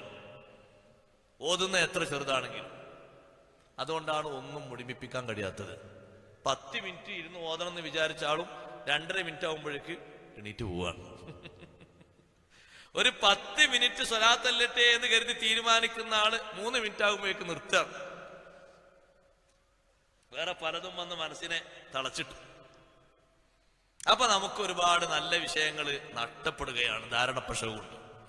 ജുനൈദുൽ ബഗ്ദാദി റളിയല്ലാഹു അൻഹു വരാണ്, നേരം പുലർന്ന് വലം അസൽ അതറദ്ദദു ഹത്താ റഅയ്തുഹു, ഞാൻ അയാളെ കാണാൻ വേണ്ടി തെരഞ്ഞങ്ങനെ നടന്നു. നാട് നീളെ നടന്നു. അങ്ങനെ പോയി നോക്കുമ്പോ വെള്ളം വീഴുന്ന ഒരു സ്ഥലത്ത്, വെള്ളം ഇങ്ങനെ വന്നു വീഴുന്ന ഒരു സ്ഥലത്ത് അയാളെങ്ങനെ ഇരിക്കുന്നുണ്ട്. ഞാൻ അവിടെ എത്തി. അവിടെ സാധാരണ ആളുകൾ പച്ചക്കറികളൊക്കെ പറിച്ച് കഴിക്കാറുള്ള സ്ഥലമാണ്. തലേ ദിവസം ഞാൻ ഷൗനീസിയ പള്ളിയുടെ മുറ്റത്ത് കണ്ട അതേ ഫക്കീർ, ഞാൻ അവിടെ അദ്ദേഹം ഇരിക്കുന്നത് ഞാൻ കണ്ടപ്പോ ഞാൻ സലാം ചൊല്ലി. ഞാൻ തലേന്നൊന്നും ഒരു പരിചയപ്പെട്ടിട്ടുമില്ലല്ലോ. സലാം ചൊല്ലിയ ഉടനെ എന്നോടൊരു പ്രതികരണം, യാ അബുൽ ഖാസിം അതഊദ്, അബുൽ ഖാസിം എന്ന് വിളിക്കപ്പെടുന്ന ജുനൈദുൽ ബഗ്ദാദി തങ്ങളെ, അതഊദു, ഇനി ആവർത്തിക്കുമോ? ഇനി ഇത്തരത്തിലുള്ള പ്രവണത നിങ്ങളിൽ നിന്ന് ഉണ്ടാകുമോ എന്നാണ് ചോദിക്കുന്നത്. ഇനി മേലാൽ ഇത്തരത്തിലുള്ള പ്രവണത നിങ്ങളിൽ നിന്ന് ഉണ്ടാകാൻ പാടില്ല. ഇത്തരത്തിൽ നിന്നൊരു വിഷയം നിങ്ങളിൽ നിന്ന് ആവർത്തിക്കുമോ? എന്റെ പേര് വിളിച്ചപ്പോഴേക്ക് ഞാൻ അത്ഭുതപ്പെട്ടു. ഞാൻ പറഞ്ഞു, ലാ, ഇനി ഒരിക്കലും ഞാൻ ഇത്തരത്തിലുള്ള ധാരണ വെക്കൂല. അപ്പോൾ അദ്ദേഹം പറഞ്ഞു, ഗഫറല്ലാഹു ലനാ വലക്, നമുക്കും നിങ്ങൾക്കും അല്ലാഹു പുറത്തു തരട്ടെ. മനസ്സിൽ വന്ന ചിന്ത അല്ലാഹു മാപ്പാക്കി തരട്ടെ. ദുആ ചെയ്തു. പിന്നെ ഞാൻ ഇബാദത്തിന് പിറ്റേന്ന് രാത്രി നിന്നു. എനിക്കൊരു കുഴപ്പമില്ല. സന്തോഷം തിരിച്ചു കിട്ടി, നിസ്കാരത്തിൽ ആനന്ദം കിട്ടി, ദ്വാരക്കുന്നതിലൊക്കെ ഇഖ്ലാസ് കിട്ടി, ചൊല്ലുന്ന ഔറാദുകളൊക്കെ കൃത്യമായി ചൊല്ലാൻ പറ്റി. അപ്പൊ മനസ്സിലെ ധാരണകൾ പിശകാകുന്നത് കൊണ്ട് നമുക്ക് വലിയ ദുരന്തമാ വരുന്നത്. അതുകൊണ്ടാണ് അല്ലാഹു പറഞ്ഞത്, ഇജ്തനിബൂ കസീറം മിനൽ-ളൻ ഇന്ന ബഅദൽ-ളന്നി ഇസ്ം. നിങ്ങൾ മിക്ക ധാരണകളെയും ഒഴിവാക്കണം. അതേ ധാരണകളിൽ ചിലത് കുറ്റത്തിലേക്ക് നയിക്കുന്നതാണ്. ഈ ആയത്തിന്റെ അവതരണത്തെപ്പറ്റി പറയുമ്പോഴും ശേഷമുള്ള വിഷയങ്ങൾ നമുക്ക് പഠിക്കാനുണ്ട്. അതായത് ചൂയിന് അന്വേഷിക്കുന്ന സ്വഭാവവും അതുപോലെ തന്നെ കുറ്റം പറയുന്ന സ്വഭാവവും പിന്നീട് വരുന്നുണ്ടല്ലോ. അത് ഇതിന്റെ തുടർച്ചയായിട്ട് വരുന്നൊരു കാര്യമാണ്. ഇതിന്റെ അവതരണത്തെപ്പറ്റി ഇമാം ഖുർത്തുബി റളിയല്ലാഹു അൻഹു രേഖപ്പെടുത്തിയ സംഭവം കാണാം. ഖുർത്തുബി ഇമാം റളിയല്ലാഹു അൻഹു പറയുന്നു, നബി സല്ലല്ലാഹു അലൈഹി വസല്ലം തങ്ങളുടെ സ്വഹാബിമാരിൽ രണ്ടാളുകളുടെ വിഷയത്തിലാണ് ഈ ആയത്തിറങ്ങിയത്. രണ്ടാളും കൂടി യാത്ര പോകുമ്പോ അവരുടെ ഒരു കൂട്ടുകാരനുണ്ട്, ഒരു സഹായി. ആ സഹായിയാണ് യാത്രയിൽ അവർക്ക് വേണ്ട ഖിദ്മകളൊക്കെ ചെയ്യുന്നത്. അതേ ആ കൂട്ടത്തിൽ നബി സല്ലല്ലാഹു അലൈഹി വസല്ലം രണ്ട് സ്വഹാബിമാരുടെ കൂടെ സൽമാനുൽ ഫാരിസി റളിയല്ലാഹു അൻഹുവിനെയും ചേർത്ത് കൊടുത്തു. സൽമാനെ, നിങ്ങൾ ഇവരെ കൂടെ പോകണം, ഇവർക്ക് വേണ്ട ഒത്താശകളൊക്കെ നിങ്ങൾ ചെയ്യണം. സൽമാനുൽ ഫാരിസി റളിയല്ലാഹു അൻഹു അവർക്ക് വേണ്ട ഭക്ഷണം ഉണ്ടാക്കി കൊടുക്കും, അവർക്ക് വേണ്ട വെള്ളം കൊണ്ടുവന്നു കൊടുക്കും, അവർക്ക് വേണ്ട ഒത്താശകളൊക്കെ ചെയ്യും. അങ്ങനെ സൽമാൻ ഫാരിസ് റളിയല്ലാഹു അൻഹു അവരോടൊപ്പമുള്ള യാത്രയിൽ ഒരു സ്ഥലത്തെത്തി. അവരൊക്കെ താമസിക്കുമ്പോ വീട്ടിന്റെ ഉള്ളിലേക്ക് പോയി ഒന്ന് ഉറങ്ങാൻ തോന്നിയപ്പോ മഹാനവറുകൾ കിടന്ന് ഒന്നുറങ്ങി. ഭക്ഷണവും തയ്യാറാക്കിയിട്ടില്ല. ഈ രണ്ട് സ്വഹാബിമാര് അവർ പുറത്തുനിന്ന് ഇങ്ങോട്ട് വന്നു. ഭക്ഷണം തയ്യാറാക്കാനുള്ള ഖിദ്മത്തിനുമാണല്ലോ സൽമാൻ റളിയല്ലാഹു അൻഹു നബി തങ്ങൾ കൊടുത്തത്. വന്നു നോക്കുമ്പോ സൽമാൻ റളിയല്ലാഹു അൻഹു ഉറങ്ങാണ്. ഭക്ഷണമൊന്നും റെഡിയാക്കിയിട്ടില്ല. ഉടനെ സൽമാൻ ഫാരിസ് റളിയല്ലാഹു അൻഹു വിളിച്ചിട്ട് പറഞ്ഞു, നിങ്ങൾ പോകണം, നബി സല്ലല്ലാഹു അലൈഹി വസല്ലം തങ്ങൾ അടുത്തു പോയി ഞങ്ങൾക്ക് വല്ല ഭക്ഷണവും വാങ്ങി വരണം. അങ്ങനെ സൽമാൻ ഫാരിസ് റളിയല്ലാഹു അൻഹു പോയി. അപ്പോൾ നബി സല്ലല്ലാഹു അലൈഹി വസല്ലം തങ്ങൾ പറഞ്ഞു, ഇദ്ഹബ് ഇലാ ഉസാമത്ത് ബിൻ സൈദിൻ. സൽമാൻ ഫാരിസ് റളിയല്ലാഹു അൻഹുവോട് നിങ്ങൾ ഉസാമ റളിയല്ലാഹുവിന്റെ അടുത്തേക്ക് പോകണം. ഉസാമ റളിയല്ലാഹുവിന്റെ അടുക്കൽ വല്ല ഭക്ഷണവും മിച്ചമുണ്ടെങ്കിൽ നിങ്ങൾക്ക് തന്നുകൊള്ളും, അങ്ങോട്ട് പോകണം. ഉസാമ റളിയല്ലാഹു അൻഹു നബി സല്ലല്ലാഹു അലൈഹി വസല്ലം തങ്ങളെ ഖാസിനായിരുന്നു. നബി തങ്ങളെ കാര്യങ്ങളൊക്കെ സൂക്ഷിക്കുന്ന ആളായിരുന്നു. അവിടെ എത്തിയപ്പോ മഹാനവറുകൾ പറഞ്ഞു, മാ ഇന്ദി ശൈഉൻ, എന്റെ അടുക്കൽ ഒന്നുമില്ല. ഫറജ ഇലൈഹിമാ ഫഅഖ്ബറഹുമാ. ഉസാമ റളിയല്ലാഹുവിന്റെ അടുത്ത് പോയി ഒന്നും കിട്ടാതിരുന്നപ്പോ സൽമാൻ ഫാരിസ് റളിയല്ലാഹു അൻഹു താൻ ഖിദ്മത്തെടുക്കുന്ന രണ്ട് സ്വഹാബിമാരുടെ അടുത്തേക്ക് മടങ്ങി വന്നു. എന്നിട്ട് അവരോട് പറഞ്ഞു, വല്ലതും ചോദിക്കാൻ വേണ്ടി ഞാൻ പോയി, പക്ഷേ എനിക്കൊന്നും കിട്ടിയില്ല. ആദരണീയരായ സയ്യിദ് അവർകൾ നമ്മുടെ സദസ്സിലേക്ക് വരുന്നു. അല്ലാഹു അക്ബർ, അല്ലാഹു അക്ബർ. അല്ലാഹു അവിടുത്തെ എല്ലാ ഖിദ്മകളിലും അല്ലാഹു ബർക്കത്തേറ്റി കൊടുക്കട്ടെ. നമുക്ക് നേതൃത്വം നൽകാൻ, നല്ല നിർദ്ദേശങ്ങളൊക്കെ തരാൻ അല്ലാഹു ആഫിയത്തുള്ള ദീർഘായുസ്സ് നൽകുമാറാകട്ടെ. അവരോട് പോയിട്ട് പറഞ്ഞു, ഒന്നും കിട്ടിയിട്ടില്ല, ഒന്നും കിട്ടാത്തത് കൊണ്ട് ഞാൻ മടങ്ങിപ്പോന്നതാണ്. ആ രണ്ട് സ്വഹാബിമാരും പറഞ്ഞു, എന്തോ ഒന്ന് ഉസാമ റളിയല്ലാഹു അൻഹുവിന്റെ പക്കലുണ്ട്, പക്ഷേ തരാൻ പിശുക്ക് കാണിച്ചതാണ്. ഉസാമ റളിയല്ലാഹുവിന്റെ അടുത്തേക്കാണ് നബി തങ്ങൾ പറഞ്ഞയച്ചത്. അവിടെ പോയിട്ട് ഒന്നുമില്ല എന്ന് പറഞ്ഞപ്പോ ഒന്നുമില്ല എന്നുള്ള വിവരം പറയാൻ വേണ്ടി സ്വഹാബത്തിന്റെ അടുത്തേക്ക് പോയപ്പോ ആ രണ്ട് സ്വഹാബിമാരും പറഞ്ഞു, ഉണ്ട്, ഇല്ലാതെ പിന്നെ നബി തങ്ങൾ അങ്ങോട്ട് വിടൂലല്ലോ, പക്ഷെ തരാൻ ബുഖല് കാണിച്ചുകൊണ്ട് തരാന്നതാണ്. പിന്നെയും ആ രണ്ട് സ്വഹാബിമാരും സൽമാൻ ഫാരിസ് റളിയല്ലാഹു അൻഹു പറഞ്ഞു, ഭക്ഷണം വേണം, അതുകൊണ്ട് നിങ്ങൾ സ്വഹാബത്തിന്റെ അടുത്തേക്ക് പോകണം. പല സ്വഹാബിമാരുടെ അടുത്തേക്കും ചെന്നു, ഒന്നും കിട്ടിയില്ല. പിന്നെ ആ രണ്ട് സ്വഹാബിമാരും പറഞ്ഞു, സൽമാൻ ഫാരിസ് റളിയല്ലാഹു അൻഹുവിനെ നമ്മൾ പറഞ്ഞയച്ചാലോ? പരിസരത്തുണ്ടൊരു സുമൈഹ എന്ന് പേരുള്ള കിണർ, ആ കിണറിന്റെ അടുത്തേക്ക് വിട്ടാലും വെള്ളം വറ്റിപ്പോകും, അതുകൊണ്ട് ഇദ്ദേഹത്തെ നമ്മൾ വിടേണ്ടതില്ല. പിന്നെ ആ രണ്ട് സ്വഹാബിമാരും തന്നെ ഇറങ്ങി ഉസാമ റളിയല്ലാഹുവിന്റെ അടുക്കൽ വല്ലതും ഉണ്ടോ എന്ന് പരിശോധിക്കാൻ വേണ്ടി അവര് പോകുന്ന വഴിക്ക് നബി സല്ലല്ലാഹു അലൈഹി വസല്ലം അവരെ കണ്ടു. കണ്ടപ്പോ നബി സല്ലല്ലാഹു അലൈഹി വസല്ലം പറഞ്ഞു, മാലി അറാ ഖൽറത്തൽ ലഹ്മി ഫീ അഫ്വാഹികുമാ. നിങ്ങളെ തൊള്ളേല് നല്ല പച്ചിറച്ചി ഞാൻ കാണുന്നുണ്ടല്ലോ. സ്വഹാബത്തിനോട് പറയാ, നിങ്ങളെ തൊള്ളേല് ഇറച്ചിയുടെ പച്ച ഇറച്ചി, പച്ചപ്പ് ഞാൻ കാണുന്നുണ്ടല്ലോ, നിങ്ങളുടെ തൊള്ളയിലുണ്ടല്ലോ. അവര് പറഞ്ഞു, അല്ലാഹുവിന്റെ റസൂലേ, വല്ലാഹി മാ അക്കൽനാ ഫീ യൗമിനാ ഹാദാ ലഹ്മൻ വലാ ഗൈറഹു. ഇന്നത്തെ പകലിൽ ഞങ്ങളൊരു മാംസവും ഭക്ഷിച്ചിട്ടില്ല, ഒന്നും ഭക്ഷിച്ചിട്ടില്ല. അവർക്ക് മാർഗനിർദ്ദേശം കൊടുക്കുകയാണ്. ആദ്യമായി അവരിൽ നിന്നുണ്ടാകുന്ന സംഭവമാണ്. അതോടുകൂടി തിരുത്തപ്പെടുകയാണ്. പിന്നീട് ഒരിക്കലും അവരിൽ നിന്നും ഉണ്ടാകാത്ത രീതിയിൽ നിർദ്ദേശം കൊടുക്കുകയാണ്. ആദ്യ ഘട്ടത്തിൽ തന്നെ ചൂടോടുകൂടെ തങ്ങൾ നിർദ്ദേശം കൊടുക്കുന്നു. നിങ്ങളുടെ നാവുകളിൽ പല്ലിന്റെ ഇടയിലൊക്കെ പച്ച ഇറച്ചി തങ്ങി നിൽക്കുന്നത് ഞാൻ കാണുന്നുണ്ടല്ലോ. ഇല്ല അള്ളാഹുവിന്റെ ഹബീബേ, ഞങ്ങൾക്കൊരു മാംസവും ഇന്ന് കിട്ടിയിട്ടില്ല. പക്ഷേ നബി തങ്ങൾ പറഞ്ഞു, ഉണ്ട്. വലാകിന്നകുമാ ളിൽതുമാ തഅകുലാനി ലഹമ സൽമാന വൗസാമാ. നിങ്ങൾ രണ്ടുപേരുടെ മാംസം കൊത്തിവലിച്ചിട്ടുണ്ട്. നിങ്ങൾ വിട്ടയച്ച സൽമാൻ റളിയല്ലാഹു അൻഹുവിന്റെയും അതെ ഞാൻ പറഞ്ഞയച്ച ഉസാമ റളിയല്ലാഹുവിന്റെയും മാംസങ്ങൾ നിങ്ങൾ ഭക്ഷിച്ചിട്ടില്ലേ? അതുകൊണ്ട് അവരെ കണ്ട് വിഷയം പറഞ്ഞ് പൊരുത്തപ്പെടിക്കണം. അപ്പോഴാണ് ആയത്തിറങ്ങുന്നത്, യാ അയ്യുഹല്ലദീന ആമനൂ ഇജ്തനിബൂ കസീറം മിനല്ലൻ. നമ്മളൊരാളോട് കടം വാങ്ങാൻ പോയാലും നമ്മളെ മനസ്സിൽ അങ്ങനെ തന്നെ ധാരണ കൊണ്ട് കിട്ടും. അയാൾ പറഞ്ഞു, ഹക്കൻ ഞാൻ നിങ്ങളോട് തുറന്നു പറയട്ടെ, ഇങ്ങനത്തെ ഒരു അവസ്ഥയല്ലേ, കഴിഞ്ഞ ഒരാഴ്ച മുമ്പ് നിങ്ങൾ വരികയാണെങ്കിൽ ഞാൻ നിങ്ങൾ ചോദിച്ച അങ്ങനെ തരുമായിരുന്നു. ഇന്നലെ ഹോസ്പിറ്റലിലേക്ക് പോയി കുറച്ച് പൈസ ബാക്കിയുണ്ടെന്ന് തീർത്തു. അതിന്റെ കുറച്ച് ദിവസം മുമ്പ് എൻ്റെ ഭാര്യയുടെ സഹോദരൻ വന്ന് കുറച്ച് കാശ് ചോദിച്ചു, ഞാനത് കൊടുത്തു. ഇപ്പൊ നിങ്ങൾ ചോദിച്ചൊന്നും തരാനല്ലേ, എൻ്റെ കയ്യിലാകെ ഒരു 2000 റുപ്യ 3000 റുപ്യ ഉള്ളൂ. നിങ്ങൾ ചോദിച്ചൊന്ന് ഒരു 1.5 ലക്ഷം 3/4 ലക്ഷം കിട്ടാനല്ലേ. അപ്പൊ ആ മറുപടി കേട്ട് വിശ്വസിച്ചു പോരേണ്ടതിന് പകരം നമ്മുടെ മനസ്സ് മന്ത്രിക്കരുത്, ചൊറിയരുത്. ഉണ്ടായിട്ടല്ല, ഉണ്ടാകാതിരുന്നിട്ടല്ല തരാത്തത്, നമ്മൾ തിരിച്ചു കൊടുക്കൂലേ എന്നുള്ള പേടി കൊണ്ടാണ്. അതല്ലേ 2 സ്വഹാബിമാരും ഇവിടെ പറഞ്ഞത്, ഭക്ഷണം ഇല്ലാഞ്ഞിട്ടല്ല തരാത്തത്, വലാകിന്നഹു ബഖിലാ, പിശുക്ക് കാണിച്ചതാണ്, ലുബ്ധ് കാണിച്ചതാണ്. അങ്ങനെ ഒരു ധാരണ വെച്ച് പുലർത്താൻ പാടില്ല. ആ പറയുന്നത് നമ്മൾ അങ്ങ് വിശ്വസിക്കുക, അപ്പുറത്തേക്ക് ചിന്തിക്കേണ്ട ആവശ്യമില്ല. അത് സത്യത്തിൽ തെറ്റിദ്ധാരണയിലേക്കും പിന്നെ വിഷയങ്ങൾ ചൂഴ്ന്ന് അന്വേഷിക്കുന്നതിലേക്കും അതുമൂലം കുറ്റം പറയുന്നതിലേക്കും നമ്മളെ നയിച്ചു കളയും. അതുകൊണ്ട് സഹോദരങ്ങളെ, കൃത്യമായും നമ്മൾ ശ്രദ്ധിക്കേണ്ടതാണ്, സൂക്ഷിക്കേണ്ടതാണ്. ബഹുമാനപ്പെട്ട ഹബീബ് റസൂലുള്ളാഹി സ്വല്ലല്ലാഹു അലൈഹി വസല്ലം ഇത് സംബന്ധമായിട്ടാ നമ്മളോട് പറഞ്ഞത്, ഇയ്യാകും വല്ലന്ന ഫഇന്നല്ലന്ന അക്ദബുൽ ഹദീസ്.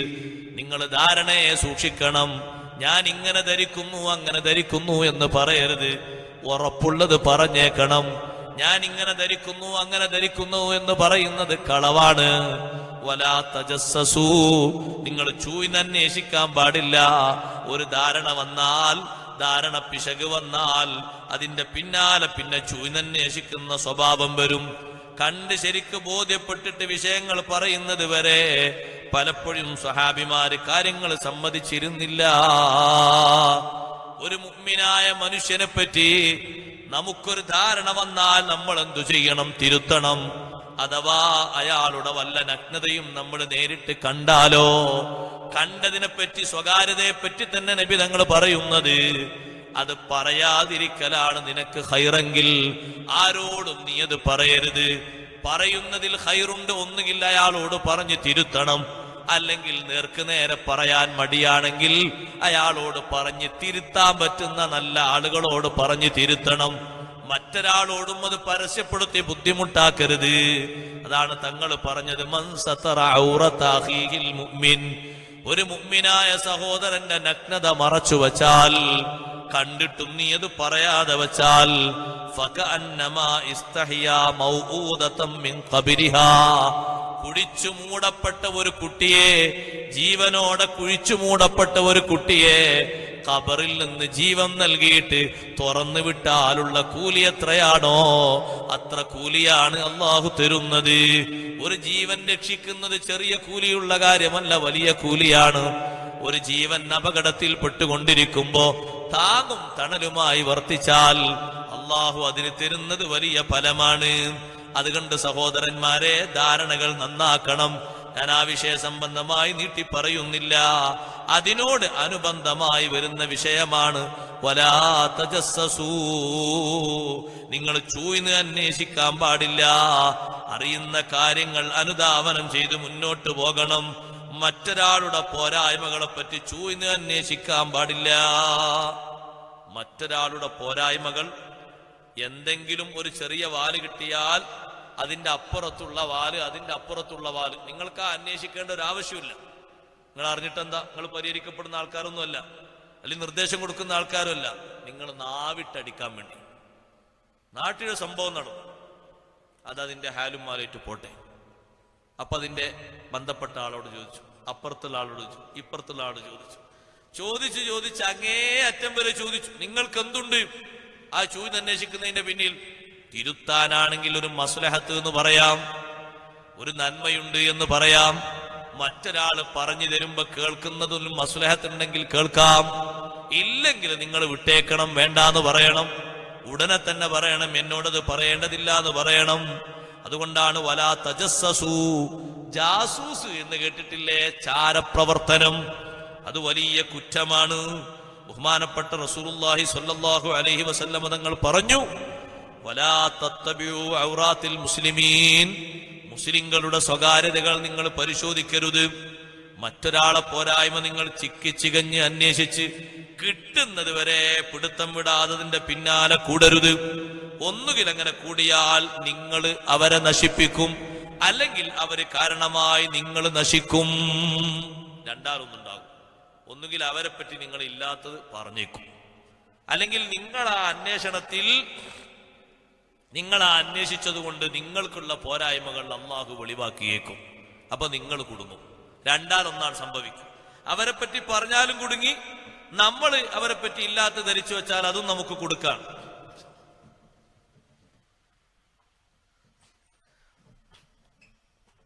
അതുകൊണ്ടാണ് ഇബ്നു മസ്ഊദ് റളിയല്ലാഹുവിന്റെ സമീപത്ത് ഒരാളെ കൊണ്ടുവന്നു. അയാളെ താടിയിലൂടെ ഖംറ് ഇങ്ങനെ ഉറ്റിക്കൊണ്ടിരിക്കുന്നുണ്ട്. താടിയിലൂടെ ഖംറ് ഇങ്ങനെ ഉറ്റിക്കൊണ്ടിരിക്കുന്നുണ്ട്. കൊണ്ടുവന്ന ആള് പറഞ്ഞു, ഇയാള് കുടിച്ചു വരികയാണ്. ഇബ്നു മസ്ഊദ് റളിയല്ലാഹു അൻഹു പറഞ്ഞു, നമ്മളയാൾ കുടിക്കുന്നത് കണ്ടിട്ടില്ല, ഒന്നെങ്കിൽ അയാൾ സമ്മതിച്ചാൽ അയാൾക്ക് എന്തെങ്കിലും ശിക്ഷ കൊടുക്കാം. അയാളൊന്നും മിണ്ടുന്നില്ല, മുന്നിൽ വന്നങ്ങനെ നിൽക്കുകയാണ്. ഇതിപ്പോ ചിക്കിച്ചികഞ്ഞ് ചോദിക്കാൻ നമുക്ക് പറ്റൂലല്ലോ. ഒന്നുകിൽ അതിന് മതിയായ സാക്ഷികൾ വേണം, അതില്ലല്ലോ, ഇല്ല. നിങ്ങൾ അയാളുടെ ശരീരത്തിൽ നിന്നിങ്ങനെ താടിയിലൂടെ, അത് വേറെ ആരോ തലയിൽ ഒഴിച്ചതും ആകാം, അല്ലെങ്കിൽ ഇനി കുടിച്ചിട്ട് പേച്ച് വന്നതോ, അല്ലെങ്കിൽ വേറെ ആൾ കുടിച്ചിട്ട് ബാക്കി ഒഴിച്ചതോ ഒക്കെ ആകാം. എന്തിനു സാധ്യത ഉണ്ട്. അതുകൊണ്ട് നമുക്കിത് ചിക്കിച്ചികഞ്ഞ് അന്വേഷിക്കാൻ ബുദ്ധിമുട്ടുണ്ട്. ഒന്നുകിൽ ഇയാള് പറയണം, അല്ലെങ്കിൽ മതിയായ സാക്ഷികൾ ബോധ്യപ്പെടുത്തണം. ബോധ്യപ്പെട്ടാലേ നമുക്കതിന്റെ പിന്നിൽ നടപടി എടുക്കാൻ പറ്റൂ. അപ്പൊ സഹോദരങ്ങളെ, ഇത് ചെറിയ വിഷയം അല്ല. ചൂഴ്ന്ന് അന്വേഷിക്കുക ചെറിയ വിഷയം അല്ല.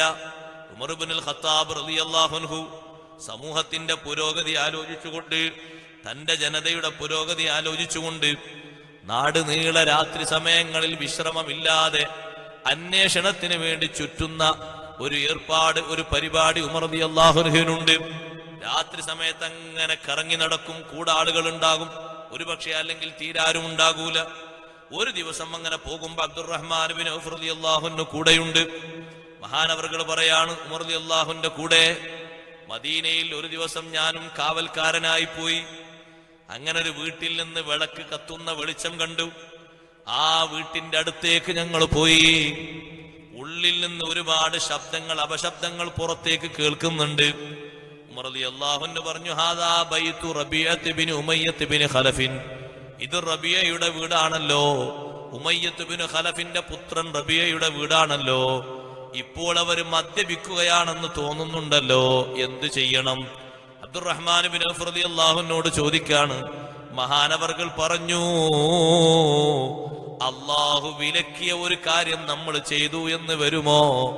അള്ളാഹു വിലക്കിയത് എന്താണ്? വലാ തജസ്സസു. അള്ളാഹു പറഞ്ഞില്ലേ ചൂഴ്ന്ന് അന്വേഷിക്കേണ്ടതില്ല. വ്യക്തമായ വിവരം നമുക്ക് കിട്ടുകയോ അല്ലെങ്കിൽ നമ്മുടെ ദൃഷ്ടിയിൽ വെളിവായ രീതിയിൽ കാണുകയോ ചെയ്താലല്ലേ നമ്മൾ നടപടി എടുക്കേണ്ടതുള്ളൂ എന്ന് പറഞ്ഞപ്പോ ഫൻസറഫ ഉമറു, ഉമർ റളിയല്ലാഹു അൻഹു പിരിഞ്ഞു പോന്നു. വതറകഹും, അവരെ ഉപേക്ഷിച്ചു. ഇത് നമ്മളോട് കൽപ്പിച്ച വിഷയമല്ല എന്ന് പറയുമ്പോഴേക്ക് തിരിച്ചു പോന്നു. സഹോദരിമാരെ, സഹോദരങ്ങളെ, മറ്റൊരാളുടെ രഹസ്യം ചോർത്തരുത്. അത് പറഞ്ഞിട്ടും ചോർത്തരുത്, അല്ലാതെയും ചോർത്തരുത്. ഉപകരണങ്ങളിലൂടെ ഒന്നും ജാസൂസിന്റെ പണിയെടുക്കരുത്. ഉപകരണങ്ങളൊക്കെ ഒരു ചെറിയൊരു ഹൈറത് കൊണ്ടുണ്ട് എന്ന് കരുതിയിട്ട് ചോർത്തുന്ന പരിപാടി. ഫോൺ വിളിച്ചിട്ട് ചോദിക്കാം, നല്ല ഇഷ്ടപ്പെട്ട കൂട്ടുകാരനാണെന്ന് അഭിനയിച്ച് ചോദിക്കും. എല്ലാ സീക്രട്ടുകളും കൊണ്ട് പറഞ്ഞു തന്നാൽ അത് ബാക്കിയുള്ള ആൾക്കാരിലേക്ക് മൊത്തം സപ്ലൈ ചെയ്യാം. ഇതിന്റെ പണി എന്താ? അതിന്റെ പണിയാണ് ജാസൂസ്. വേറൊരാളുടെ വിഷയം ചോർത്തുക. അയാൾ നമ്മളോടുള്ള ആ ഒരു സാഹോദര്യത്തിന്റെ പേരിൽ വിഷയങ്ങളൊക്കെ പങ്കുവെച്ചു, കുടുംബകാര്യങ്ങളൊക്കെ പറഞ്ഞു. അപ്പൊ നമ്മുടെ ജീവിതത്തിലുള്ള സന്തോഷങ്ങളൊക്കെ പറ്റി ചോദിച്ചപ്പോ അയാൾക്ക് 1-2 തമാശകളൊക്കെ പറഞ്ഞു. അപ്പൊ മറ്റയാളെന്താ കരുതുന്നത്? ഇത് അഴിച്ചു വിട്ടിട്ട് ഈ പറഞ്ഞ ആളെ വഷളാക്കണം. അങ്ങനെ പല വിദ്വാൻമാരും ഉണ്ട്. ഞാൻ പറയുന്നത്, ഒരാളുടെ വാക്ക് തന്നെ നമ്മൾ പിടിക്കുക, റെക്കോർഡാക്കുകയാണെങ്കിൽ, അത് രേഖപ്പെടുത്തുകയാണെങ്കിൽ അയാളോടൊന്ന് പറയണം. സംസാരിക്കുന്ന വിഷയങ്ങളും കൃത്യമായി രേഖപ്പെടുത്തുന്നതും പറയണം. ഒരുപക്ഷെ അയാൾക്ക് ഇഷ്ടമില്ലാത്ത ഒരു വാക്ക് അയാൾ പറഞ്ഞത് കൃത്യമാണെങ്കിലും ആ പറഞ്ഞത് മറ്റൊരാൾ കേൾക്കാൻ താല്പര്യപ്പെടാത്തത് നമ്മൾ വിട്ടുകൊടുത്താൽ ഒരു സ്വകാര്യത മറ്റൊരാളിലേക്ക് പകർത്തലാകും. കാതിൽ പറഞ്ഞൊരു സ്വകാര്യ കാതിൽ ഇങ്ങനെ ഓതിക്കൊടുത്തു. ഫാത്തിമ റളിയല്ലാഹു അൻഹയുടെ കാതിൽ ബഹുമാനപ്പെട്ട റസൂലുള്ളാഹി സ്വല്ലല്ലാഹു അലൈഹി വസല്ലം വഫാത്തിന്റെ കുറച്ച് ദിവസങ്ങൾക്ക് മുമ്പ് ഫാത്തിമ ബീവി റളിയല്ലാഹു അൻഹ വീട്ടിലേക്ക് വന്നപ്പോൾ തങ്ങളെ അടുത്ത് ഇരുത്തിയിട്ട് ആദ്യം വലത്തെ കാതിൽ ഒരു കാര്യം മന്ത്രിച്ചു. അപ്പൊ ആയിഷ ബീവി റളിയല്ലാഹു അൻഹ ഉള്ളിൽ നിന്ന് നോക്കിക്കാണുന്നുണ്ട്. ഫാത്തിമ റളിയല്ലാഹു അൻഹ പെടുന്നനെ കരഞ്ഞു. ആ കരച്ചിൽ നിൽക്കാതെ കണ്ടപ്പോൾ മറ്റേ കാതിൽ വേറെ ഒരു സ്വകാര്യം പകർത്തി കൊടുത്തു. ആ സ്വകാര്യം കൊണ്ട് ഫാത്തിമ റളിയല്ലാഹു അൻഹ സന്തോഷിക്കുന്നതും കണ്ടു. അപ്പൊ ഒരു രൂപത്തിൽ കരയുന്നതും മറ്റൊരു രൂപത്തിൽ സന്തോഷിക്കുന്നതും, രണ്ട് അവസ്ഥയും ആയിഷ റളിയല്ലാഹു അൻഹ കാണുന്നുണ്ട്. വിഷയം എന്തെങ്കിലുമൊക്കെ ഉണ്ടാകുമല്ലോ. നബി സല്ലല്ലാഹു അലൈഹി വസല്ലം തങ്ങൾ പറഞ്ഞു കൊടുത്തത് ഖൈറായിരിക്കുമല്ലോ. വിഷയം അറിയാൻ വേണ്ടി ആയിഷ റളിയല്ലാഹു അൻഹ ചോദിച്ചപ്പോ, ഇല്ല, എന്റെ കാതോരം കൈമാറിയ ഒരു സിറല്ലേ, ഞാനത് പറഞ്ഞു തരില്ല. വഫാത്തിന്റെ സന്ദർഭം വരെ ഫാത്തിമ ബീവി റളിയല്ലാഹു അൻഹ അതിനെപ്പറ്റി മിണ്ടിയിട്ടില്ല. ആയിഷ റളിയല്ലാഹു അൻഹ ചോദിച്ചപ്പോ പറഞ്ഞു, മാ കുന്തു ലിഉഫ്ശിയ സിർറ റസൂലില്ലാഹി സ്വല്ലല്ലാഹു അലൈഹി വസല്ലം. നബി സല്ലല്ലാഹു അലൈഹി വസല്ലം നിങ്ങളുടെ സ്വകാര്യത ഞാൻ പരത്തൂല. നമ്മളോടൊരാൾ സ്വകാര്യാണെന്ന് പറഞ്ഞാൽ പറയുന്ന ആൾക്ക് എന്നെ പേടിയാണ്. ഇയാളോട് സ്വകാര്യ എന്ന് പറഞ്ഞിട്ട് ഇയാളെന്നെ കുടുങ്ങുമെന്ന്. ഞാൻ അസ്വകാര്യാന്ന് അപ്പ കേട്ടിട്ട് നമ്മൾ മറ്റൊരാളോട് പറയും, സ്വകാര്യ കേട്ടോ, അയാൾ എന്നോട് സ്വകാര്യ എന്ന് പറഞ്ഞാണ്, അതുകൊണ്ട് ഞാൻ നിങ്ങളോടും പറയാണ് സ്വകാര്യാണ്, ആരോടും പറയണ്ട. സ്വകാര്യം അങ്ങനെയല്ല. സ്വകാര്യതയാക്കി വെക്കണം. അത് വ്യക്തിപരമായ കാര്യങ്ങളുണ്ടാകും, കുടുംബത്തിന്റെ കാര്യങ്ങളുണ്ടാകും, മക്കളുടെ കാര്യങ്ങളുണ്ടാകും, പലതുണ്ടാകും. മറ്റൊരാളിലേക്ക് കൈമാറാൻ പറഞ്ഞതല്ലേ കൈമാറൂ. എന്നാ നബി സല്ലല്ലാഹു അലൈഹി വസല്ലം ഇവിടെ ആരോടും പറയരുത് എന്ന് ഫാത്തിമ ബീവിയോട് പറഞ്ഞിട്ടില്ല. പിന്നെന്തേ ഫാത്തിമ റളിയല്ലാഹു അൻഹ പറയാതിരുന്നത്? കാത് പറഞ്ഞതാണല്ലോ. വ്യക്തമായി പറയുമ്പോ ആയിഷ ബീവി റളിയല്ലാഹു അൻഹ കേൾക്കാറുണ്ട്. അങ്ങനെ ചെറിയ ഒരു വീട് റൂമല്ലേ, കേൾക്കാറുണ്ട്. ഇത് കാതിൽ പറഞ്ഞതാണ്. അപ്പൊ ഇത് എന്നോട് സ്വകാര്യമായി പറഞ്ഞതല്ലേ, അതുകൊണ്ട് നബി സല്ലല്ലാഹു അലൈഹി വസല്ലം നിങ്ങളുടെ ഹയാത്ത് കാലത്ത് ഞാനത് വെളിവാക്കൂല. വഫാത്തിന്റെ ശേഷം ഒരവസരം കിട്ടിയപ്പോ ആയിഷ റളിയല്ലാഹു അൻഹ ചോദിച്ചു. അപ്പോൾ ഫാത്തിമ റളിയല്ലാഹു അൻഹ പറഞ്ഞു, ഇപ്പോൾ ഞാനത് പറഞ്ഞു തരാം, ഇപ്പോൾ അതിന് സമയമായിട്ടുണ്ട്, ഞാൻ പറഞ്ഞു തരാം. എന്തേ നിങ്ങൾക്ക് അറിയാനുള്ള കാരണം? ഒന്നുമല്ല, എന്റെ വലത്തെ കാതിൽ നബി സല്ലല്ലാഹു അലൈഹി വസല്ലം തങ്ങൾ പറഞ്ഞു, ഫാത്തിമ, എല്ലാ വർഷവും ജിബ്രീൽ അലൈഹിസ്സലാം ഒരു തവണ എന്റെ അടുത്ത് വന്ന് വിശുദ്ധ ഖുർആനിൽ നിന്ന് ഇറങ്ങിയ വചനങ്ങളും സൂക്തങ്ങളും അധ്യായങ്ങളും എല്ലാം ഒരു തവണ ഓതിത്തരാറുണ്ട്. ഞാൻ അങ്ങോട്ടും ഓതിക്കൊടുക്കാറുണ്ട്.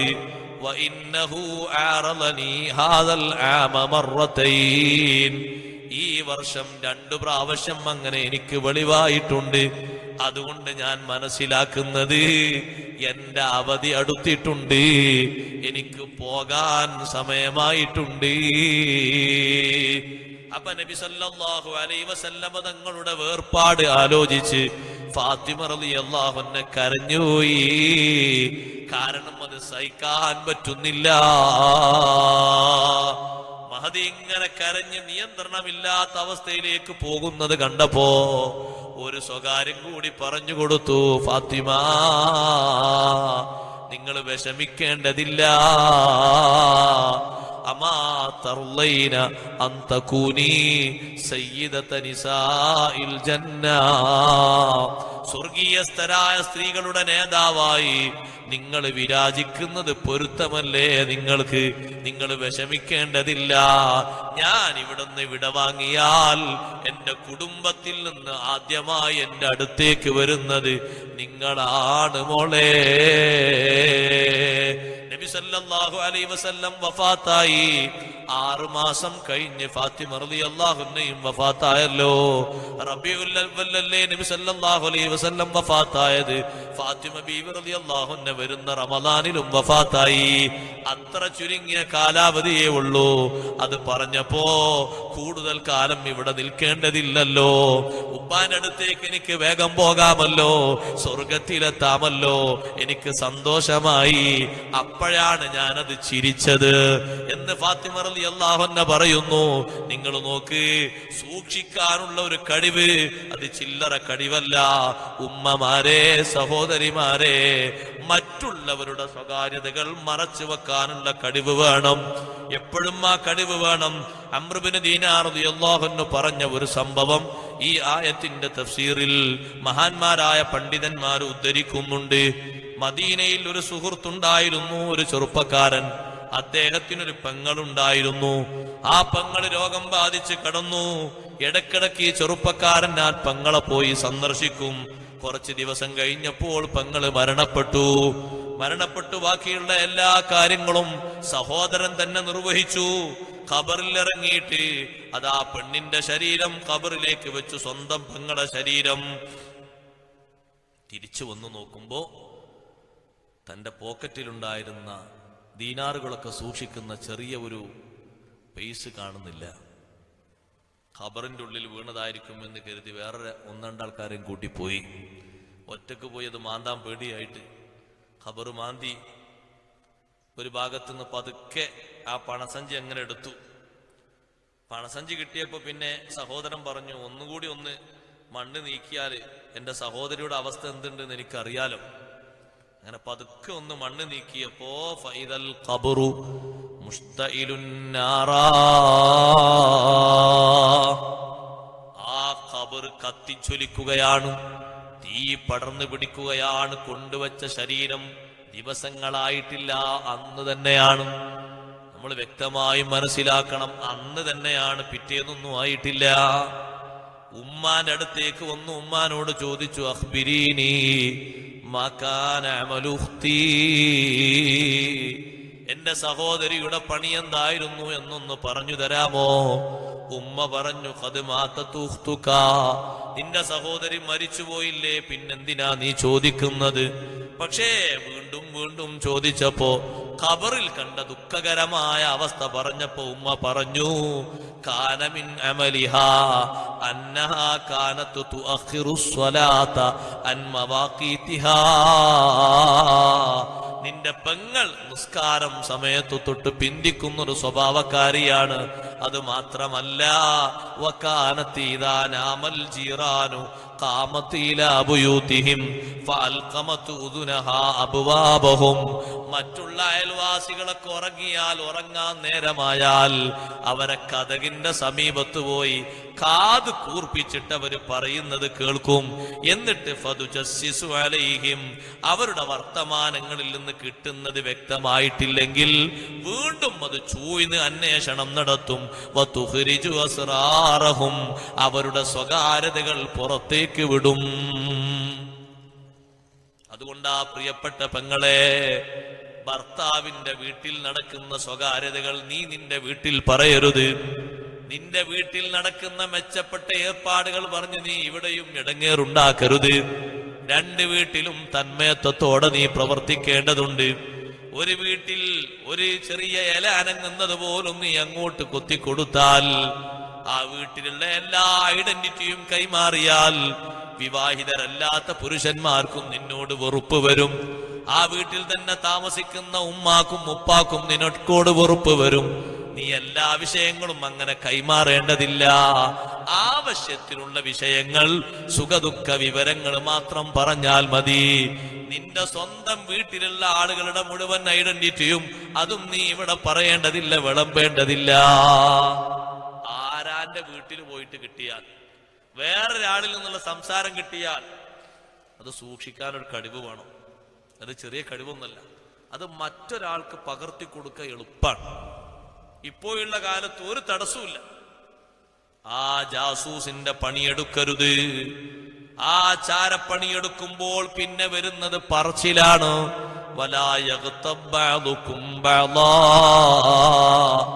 നിങ്ങൾ അന്യോന്യം കുറ്റം പറയരുത്, ഗീബത്ത് പറയരുത്. വളരെ കടുത്ത രോഗമാണല്ലോ ഗീബത്ത്.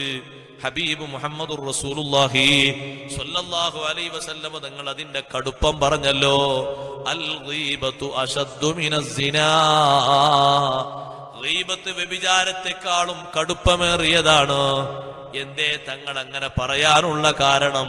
മറ്റൊന്നുമല്ല, ആ ഹദീസിൽ തന്നെ വിശദീകരിച്ചു. വേശ്യാവൃത്തി നടത്തിയ വ്യക്തി അള്ളാഹുവിനോട് ഖാലിസായ തൗബ ചെയ്താൽ അല്ലാഹു പുറത്തു കൊടുക്കുമല്ലോ. ഖാലിസായ തൗബ എന്ന് പറഞ്ഞാൽ അത് അടിവരയിട്ട് മനസ്സിലാക്കണം. ചെയ്യാനുള്ള പെർമിറ്റ് തരികയാണെന്ന് ചിന്തിക്കരുത്. ഗീബത്താണ് മോശം എന്നാ ഉസ്താദ് പറഞ്ഞത്, സിനക്ക് കുഴപ്പമില്ല എന്നാണ് ഉസ്താദ് പറഞ്ഞത് എന്ന് ദുർവ്യാനിക്കരുത്. രണ്ടും വൻകുറ്റമാണ്. പക്ഷേ ഒന്നൊന്നിനേക്കാൾ കടുപ്പമാകുന്നത് എങ്ങനെ?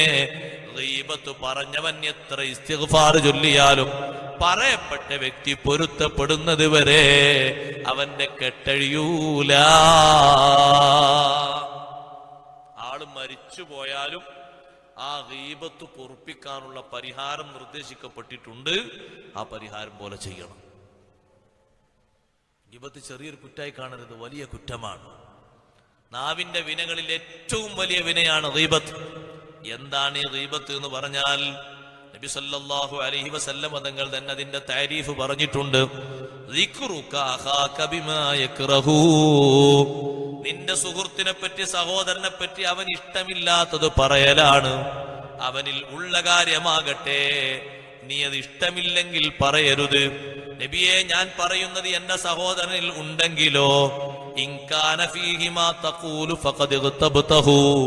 ഉണ്ടെങ്കിൽ നീ അത് കുറ്റം പറഞ്ഞു എന്നാ പറയാ.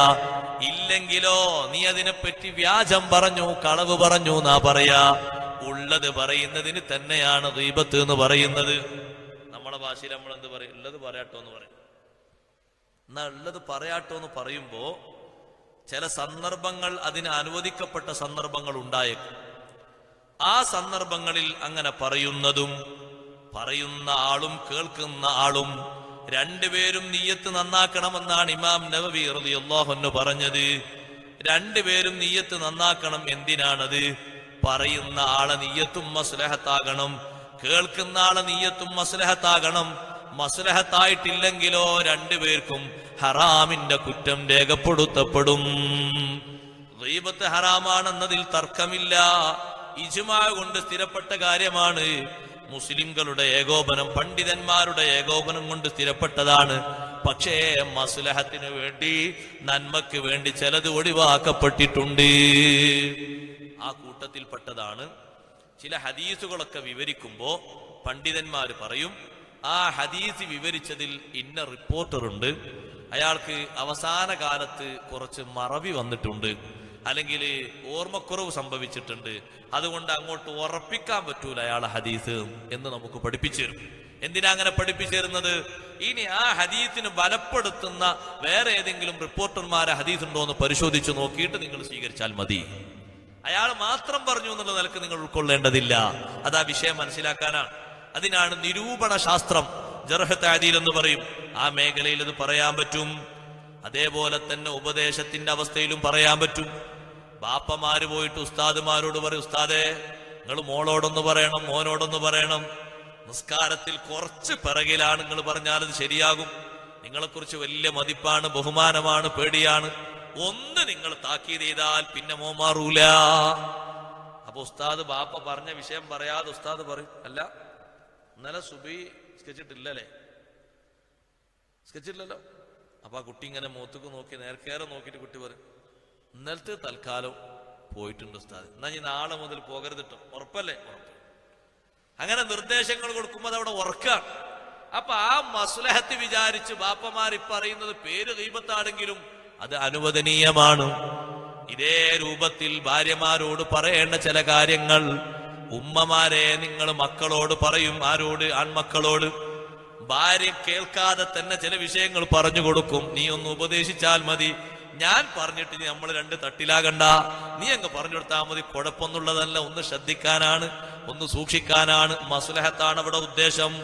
വീട്ടിലേക്ക് കടന്നു വരുന്ന ആളുകളെ പറ്റിയും നബി സല്ലല്ലാഹു അലൈഹി വസല്ലം തങ്ങൾ പറയാറുണ്ട്.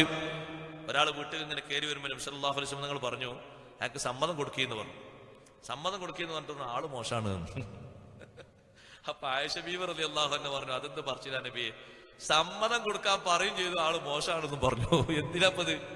അല്ല, സമ്മതം ഒരാൾ വന്ന് ചോദിക്കുമ്പോ കൊടുക്കാന്നുള്ളത് അതൊരു മാന്യത. അതാരോന്ന് ചോദിച്ചാൽ കൊടുക്കണം, കൊടുക്കാൻ പറ്റിയ നേരാണെങ്കിൽ.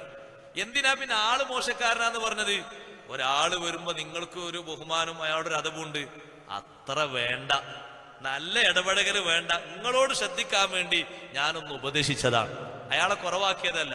എന്റെ വീട്ടിലേക്ക് വരുന്ന ഒരു അതിഥിയാകുമ്പോ ആ അതിഥിയെ നല്ലോണം നിങ്ങൾ മാനിക്കും, അത് നിങ്ങളുടെ സ്വഭാവ, നല്ലോണം സൽക്കരിക്കും, അത്ര വേണ്ട. ആള് ചെറിയ പെശകുള്ള ആളാണ്, അതുകൊണ്ട് വലിയൊരു താല്ലുക്കും വലിയൊരു ബന്ധമൊന്നും വേണ്ട, വന്നങ്ങനെ കണ്ടുപോയിക്കോട്ടെ, നിങ്ങൾ കേൾക്കാൻ വേണ്ടി അറിയാൻ വേണ്ടി പറഞ്ഞതാണ്. എന്താ അവിടെ ഉദ്ദേശം? നസീഹത്താണ് ഉദ്ദേശം, അത് പറ്റും. അല്ലെങ്കിൽ വിവാഹാലോചനാ സമയത്ത് അത് പ്രത്യേകം പറയേണ്ടതാണ്. എല്ലാവരും ശരിക്കും ശ്രദ്ധിച്ചോളൂ. അളന്നു മുറിച്ച് പറയണേ, ഒരു വാക്കു ഏറരുത്, സംശയത്തിന്റെ ധ്വനി വരരുത്. ചില സംശയത്തിന്റെ ധ്വനിയൊക്കെ വന്നിട്ട് ഒക്കെ മുടക്കി പോകാറുണ്ട്. നമ്മളോട് എന്താ അവര് പറഞ്ഞ്, അവരിങ്ങനെയൊക്കെ തരും എന്ന് പറഞ്ഞു. അപ്പൊ നമ്മള് ആ തരുന്ന് പറഞ്ഞത് അത്ഭുതപ്പെടുത്തിയിട്ട് നമ്മൾ ചോദിക്കണം, അത്രക്ക് അവര് തരുമോ? ആ വാക്ക് കൊണ്ടൊരു പക്ഷേ കേൾക്കുന്ന ആൾ വിചാരിക്കും അങ്ങനൊന്നും തരാൻ അവർക്ക് കഴിയൂല കേട്ടോ, അതുകൊണ്ട് അത് വേണ്ട. തരാൻ കഴിയൂല എന്നുള്ള അർത്ഥത്തിലല്ല നമ്മൾ പറഞ്ഞത്, അവർക്ക് അതിനൊക്കെ കഴിവുണ്ടല്ലേ എന്ന അർത്ഥത്തിലാ പറഞ്ഞത്. പക്ഷെ കേട്ട ആള് മനസ്സിലാക്കിയത് കിട്ടൂല എന്നാണ്. തൽക്കാല പരിപാടിക്ക് മുതിരണ്ട, അപ്പൊ അത് മുടങ്ങാനുള്ള ചാൻസ് ഉണ്ട്. അങ്ങനെ സംശയിപ്പിക്കുന്ന വാക്ക് പറയരുത്. ചോദിച്ചാൽ അതിന്റെ കൃത്യമായ രൂപത്തിൽ പറയണം. ആൾ നിസ്കരിക്കുന്ന ആളാ, നിസ്കരിക്കുന്ന ആളാണെന്ന് ചോദിച്ചാൽ നിസ്കരിക്കുന്ന ആളല്ല. ഇനി ബാക്കിയുള്ള കാര്യം ബാക്കി നിങ്ങൾ അന്വേഷിച്ചോളൂ. നമ്മളോടൊന്ന് ചോദിക്കും ചിലപ്പോഴൊക്കെ, ഉസ്താദെ പൊരക്കാരെങ്ങനെ? പൊരന്റെ ഉള്ളു എനിക്കറിയില്ല, എനിക്ക് പൊരയിൽ ആണുങ്ങൾ അറിയും, അവരിവിടെ ജമാഅത്തിന് വരും, ഇവിടെ ദീനീ ഖിദ്മത്തിലൊക്കെ സംബന്ധിക്കും, നല്ല പ്രവർത്തനങ്ങളുമായി ബന്ധപ്പെടും, ദീനിന്റെ ഖാദിമീങ്ങളാണ്, അങ്ങനെ അങ്ങനെ അസ്വാരസ്യമുള്ള പ്രവർത്തനത്തിൽ അനാവശ്യങ്ങളും പങ്കെടുക്കുന്ന ആളല്ല എങ്കിൽ അത് പറയും. ആള് മോശക്കാരനാണെങ്കിലോ മോശക്കാരനാന്ന് പറയണം. എന്തിനാ കൊടുക്കുന്നത്? എന്തിനാ ഒരു പെൺകുട്ടിയെ വെറുതെ നമ്മൾ കൊടുക്കേണ്ട ആവശ്യം? പക്ഷെ ഉള്ളതേ പറയാവൂ. പറയുമ്പോ നമ്മളെ മസ്ലഹത്ത് നിയ്യത്ത് നന്നാക്കണം. ഒരിക്കലും അയാളെ കുറ്റപ്പെടുത്തുകയെന്നോ താറടിക്കുകയെന്നോ ഒരു ഉദ്ദേശം പോലും പാടില്ല എന്ന് ഇമാം നബവി റളിയല്ലാഹു അൻഹു തീർത്തു പറഞ്ഞിട്ടുണ്ട്. ധാരാളം പണ്ഡിതന്മാര് പറഞ്ഞിട്ടുണ്ട്. മസ്ലഹത്ത് എന്ന ഉദ്ദേശല്ലേ കാര്യം പോക്കാട്ടോ. പറഞ്ഞതിൽ കുറ്റം രേഖപ്പെടുത്തപ്പെടും, ഗീബത്തായി രേഖപ്പെടുത്തപ്പെടും. ഈ പറയുന്ന സംഗതിക്കൊക്കെ നിയ്യത്ത് നന്നാക്കണം. അപ്പൊ ആദ്യം നിയ്യത്ത് റെഡിയാക്കിയിട്ട് വേണം പറയാൻ. പടച്ചോനെ, ഞാനിത് പറയുന്നത് ഈ രൂപത്തിൽ ഉദ്ദേശിച്ചിട്ടാണ്, എന്നെ നീ കുറ്റക്കാരനാക്കരുത് എന്ന ഉദ്ദേശം വെച്ചിട്ട്. ഓന്റെ മോൾ അങ്ങനെ കെട്ടിച്ചു പോകണ്ട, ഓന്റെ മോൻ അങ്ങനെ ഒന്നും പെണ്ണിട്ടാനായില്ല, കുറച്ചങ്ങോട്ട് കഴിഞ്ഞോട്ടെ എന്ന് കരുതിയിട്ടാകരുത്. ആ ഒരു വക ചിന്ത വരരുത്. അല്ലെങ്കിൽ പത്ര പെട്ടൊന്നും കെട്ടിച്ചു വിടേണ്ട ആവശ്യമില്ല, കുറച്ചൊക്കെ ഒന്ന് കഴിഞ്ഞോട്ടെ, അങ്ങനെയാകരുത്. അതൊന്നും ചിന്ത വരരുത്. നബി സല്ലല്ലാഹു അലൈഹി വസല്ലം നിങ്ങൾ അടുത്ത് വന്നിട്ട് ഫാത്തിമ ബിൻത് ഖൈസ് റളിയല്ലാഹു അൻഹ രണ്ടുപേരെ വിവാഹം ചെയ്യട്ടെ എന്ന് സമ്മതം ചോദിച്ചു. ഒന്ന് മുആവിയ റളിയല്ലാഹു അൻഹു ആണ്, മറ്റൊന്ന് അബുൽ ജഹ്മാണ്. നബി തങ്ങൾ പറഞ്ഞു, അമ്മാ മുആവിയത്തു ഫസുഉലൂകുൻ, ഫാത്തിമ ബീവി മുആവിയ റളിയല്ലാഹു അൻഹു നിങ്ങളോട് യോജിക്കൂല. ഫസുഉലൂകുൻ പരമസാധുവാണ്, നിങ്ങൾ സാമ്പത്തിക രംഗത്ത് കുറച്ചൊക്കെ ഉന്നതിയുള്ള പെണ്ണല്ലേ, അതിനനുസരിച്ചൊരു പുതിയ പെണ്ണ നോക്കലാ നല്ലത്. ഇപ്പൊ നബി സല്ലല്ലാഹു അലൈഹി വസല്ലം പറഞ്ഞത് മാർഗനിർദ്ദേശമാണ്. അബുൽ ജഹ്മോ നബിയെ, അബുൽ ജഹ്മ് നിങ്ങൾക്ക് വേണ്ട. അദ്ദേഹം ഒരിക്കലും വടി പെരടിയിൽ നിന്ന് താഴോട്ട് വെക്കാറില്ല. എന്തെങ്കിലും ഒന്ന് വിശകിയാൽ നിങ്ങൾക്ക് നല്ല അടി കിട്ടും. അതുകൊണ്ട് നിങ്ങളോടത് ചേരൂല, വേറെ ആളെ നിങ്ങൾ അന്വേഷിച്ചോളൂ. അത് കൃത്യാണ് പറഞ്ഞത്. ഒരു ലഫ്ളും ഒരു കലിമത്തും ഏറാൻ പാടില്ല. അന്വേഷണത്തിന് വരുമ്പോ രണ്ട് കാര്യത്തിൽ മനസ്സിലാക്കണം. രണ്ടെണ്ണം ഞാൻ പറഞ്ഞത്. ഒന്ന്, നിയ്യത്ത് നന്നാക്കണം പറയുന്ന ആൾക്കാർ. അല്ലേ നിങ്ങൾ എന്നോട് ചോദിക്കണ്ട, ഞാൻ ആ വിഷയമായിട്ട് കൂടുതൽ പരിചയമുള്ള ആളാണ്. ഞാൻ ഇപ്പൊ കഴിഞ്ഞ ആഴ്ച ഗൾഫിൽ നിന്ന് വന്നിട്ടേ ഉള്ളൂ, നിങ്ങൾ വേറെ നാട്ടുകാരെങ്കിലും ഉള്ളവരോട് ചോദിച്ചോളൂ എന്ന് പറഞ്ഞാൽ മതി. നമുക്കറിയാവുന്ന വിഷയങ്ങൾ പറയുമ്പോ നിയ്യത്ത് നന്നാക്കണം, കൃത്യമായിട്ട് പറയണം. ഇല്ലാത്ത ഒരു വാക്ക് കൂട്ടി പറയാൻ പാടില്ല. ഉള്ള ഒന്ന് മറച്ചു വെച്ചിട്ട് പോകാനും പാടില്ല. ഏത് പഴയ കാലത്ത് ആള് മോശം ഇപ്പൊ പറയണ്ടോ, ഇപ്പോഴുള്ള ആളെ അവസ്ഥ ചോദിക്കുന്നത്. മുംബൈ 15ാം വയസ്സിൽ മുതൽ ഒരു 20ാം വയസ്സ് വരെ പറ്റ മോശം. അതാരോ ചോദിച്ചോ? ഇപ്പൊ അയാളെ ഹിസ്റ്ററി എന്താ? കല്യാണത്തിന്റെ പക്വതയിലും പ്രായത്തിലും എത്തിയത് ആള് നല്ല ഉഷാറാണ്, നിസ്കാരമുള്ള ആളാണ്, പാപ്പാനിമാരൊക്കെ നോക്കുന്ന ആളാണ്, അത്യാവശ്യം ജോലിയൊക്കെ ഉള്ള ആളാണ്, ദീനീ ഖിദ്മത്തിലൊക്കെ സജീവത ഉള്ള ആളാണ്. അത് പറഞ്ഞാൽ മതി. നിങ്ങൾ പഴയ അഡ്രസ്സ് നിങ്ങൾ പറയേണ്ടതില്ല, ചോദിച്ചിട്ടുമില്ല. അങ്ങനെയാണെങ്കിൽ ഓരോരുത്തർക്കും പറയണ്ടേ? ആദ്യം സ്വന്തമായിട്ട് എനിക്ക് പറയാം, ഞാൻ പഴയ കാലത്ത് ഇങ്ങനെയായിരുന്നു, പിന്നെ നമ്മളെ പിന്നെ അഞ്ചൻ ഇങ്ങനെയായിരുന്നു, പാപ്പ ഇങ്ങനെയായിരുന്നു, അവരിങ്ങനെയായിരുന്നു, അതൊക്കെ കൂടി പറയേണ്ടി വരും. അതുകൊണ്ട് അനുവദനീയമാകുന്ന മാർഗത്തിൽ തന്നെ ഉള്ളതേ പറയാവൂ. അവിടെ ശരിക്ക് നമ്മളോട് അല്ലാഹു തആല വളരെ ശക്തിയായിട്ടല്ലേ പറയുന്നത്. ഗീബത്തിന്റെ വിഷയത്തിൽ മാത്രമാണ് ഈ 3 കാര്യത്തിൽ അല്ലാഹു ഇത്ര ശക്തിയിൽ ചോദിക്കുന്നത്. ധാരണകൾ തിരുത്താൻ വേണ്ടി പറഞ്ഞിടത്തും ഇത്ര കർശനമായി പറഞ്ഞിട്ടില്ല. ജാസൂസ് പണി പറഞ്ഞപ്പോഴും ഇത്ര ഊക്കിൽ പറഞ്ഞിട്ടില്ല. ഗീബത്ത് പറഞ്ഞപ്പോ വലാ യഗ്തബ് ബഅദുകും ബഅദാ, അത് പറഞ്ഞപ്പോ അല്ലാഹുവിന്റെ ചോദ്യം കണ്ടില്ലേ? അയുഹിബ്ബു അഹദുകും അയ്യഅകുല ലഹമ അഖീഹി മൈതാ, നിങ്ങളിൽ ഒരാൾ ഇഷ്ടപ്പെടുന്നുണ്ടോ സ്വന്തം സഹോദരന്റെ മാംസം? അതേ, അവൻ നിർജീവമായി കിടക്കുന്ന സമയത്ത് ആ മാംസം ഭക്ഷിക്കുന്നത് ഇഷ്ടപ്പെടുന്നുണ്ടോ? അപ്പൊ ഗീബത്ത് പറയുന്നവനെ സാദൃശ്യപ്പെടുത്തിയത് മരിച്ച മനുഷ്യന്റെ മാംസം തിന്നുന്നതിനോടാണ്. മരിച്ച മനുഷ്യൻ മരിച്ചു കിടക്കുന്ന ആളെ മാംസം തിന്നാല് ആർക്കെങ്കിലും താല്പര്യം ഉണ്ടാകുമോ? ഇല്ല. 2 വിഷയങ്ങളാണ് മഹാന്മാരവിടെ പഠിപ്പിക്കുന്നത്. ഇബ്നു അബ്ബാസ് റളിയല്ലാഹു അൻഹു പറഞ്ഞു, അല്ലാഹു ഇങ്ങനെ ഒരു ഉദാഹരണം പറഞ്ഞത്, ഗീബത്തിന് അല്ലാഹു ഉദാഹരണം പറഞ്ഞത് മരിച്ച മനുഷ്യന്റെ മാംസം തിന്നലാണ്. എന്തേ അങ്ങനെ പറയാൻ കാരണം? മരിച്ച് ചത്തതിന്റെ മാംസം തിന്നാൻ ആർക്കും താല്പര്യം ഉണ്ടാകൂല. അതൊരു കോഴിയാകട്ടെ, ഒരു കോഴി ഇങ്ങനെ നല്ല തടിയുള്ള ഒരു കോഴി ഇങ്ങനെ കിടക്കുന്നുണ്ട്. ആ കോഴി അറുത്തിട്ടതാ, ചത്ത് വീണത്, എന്നാ വേണ്ട, നല്ല ഹലാല. കുറച്ചു മുമ്പാണ് നല്ല അറുത്ത് സുന്ദരമായി കൂട്ടാൻ പറ്റിയ കോഴിയായിരുന്നു. ഇപ്പത് അറുക്കുന്നതിന്റെ മുമ്പ് തന്നെ അത്ര ശ്രദ്ധിച്ചില്ല, പെട്ടെന്ന് കണ്ടത് അങ്ങനെ വീണാൻ മരിച്ചും ചെയ്തു.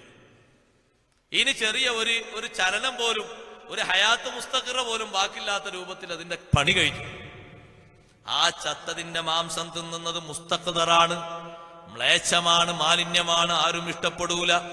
ഇതേ രൂപത്തിലാണ് അൽ ഗീബത്തു ഹറാമുൻ ഫിദ്ദീൻ വഖബീഹുൻ ഫിന്നുഫൂസ്, വളരെ ദുഷിച്ചതാണ്, വളരെ വെറുത്തതാണ്.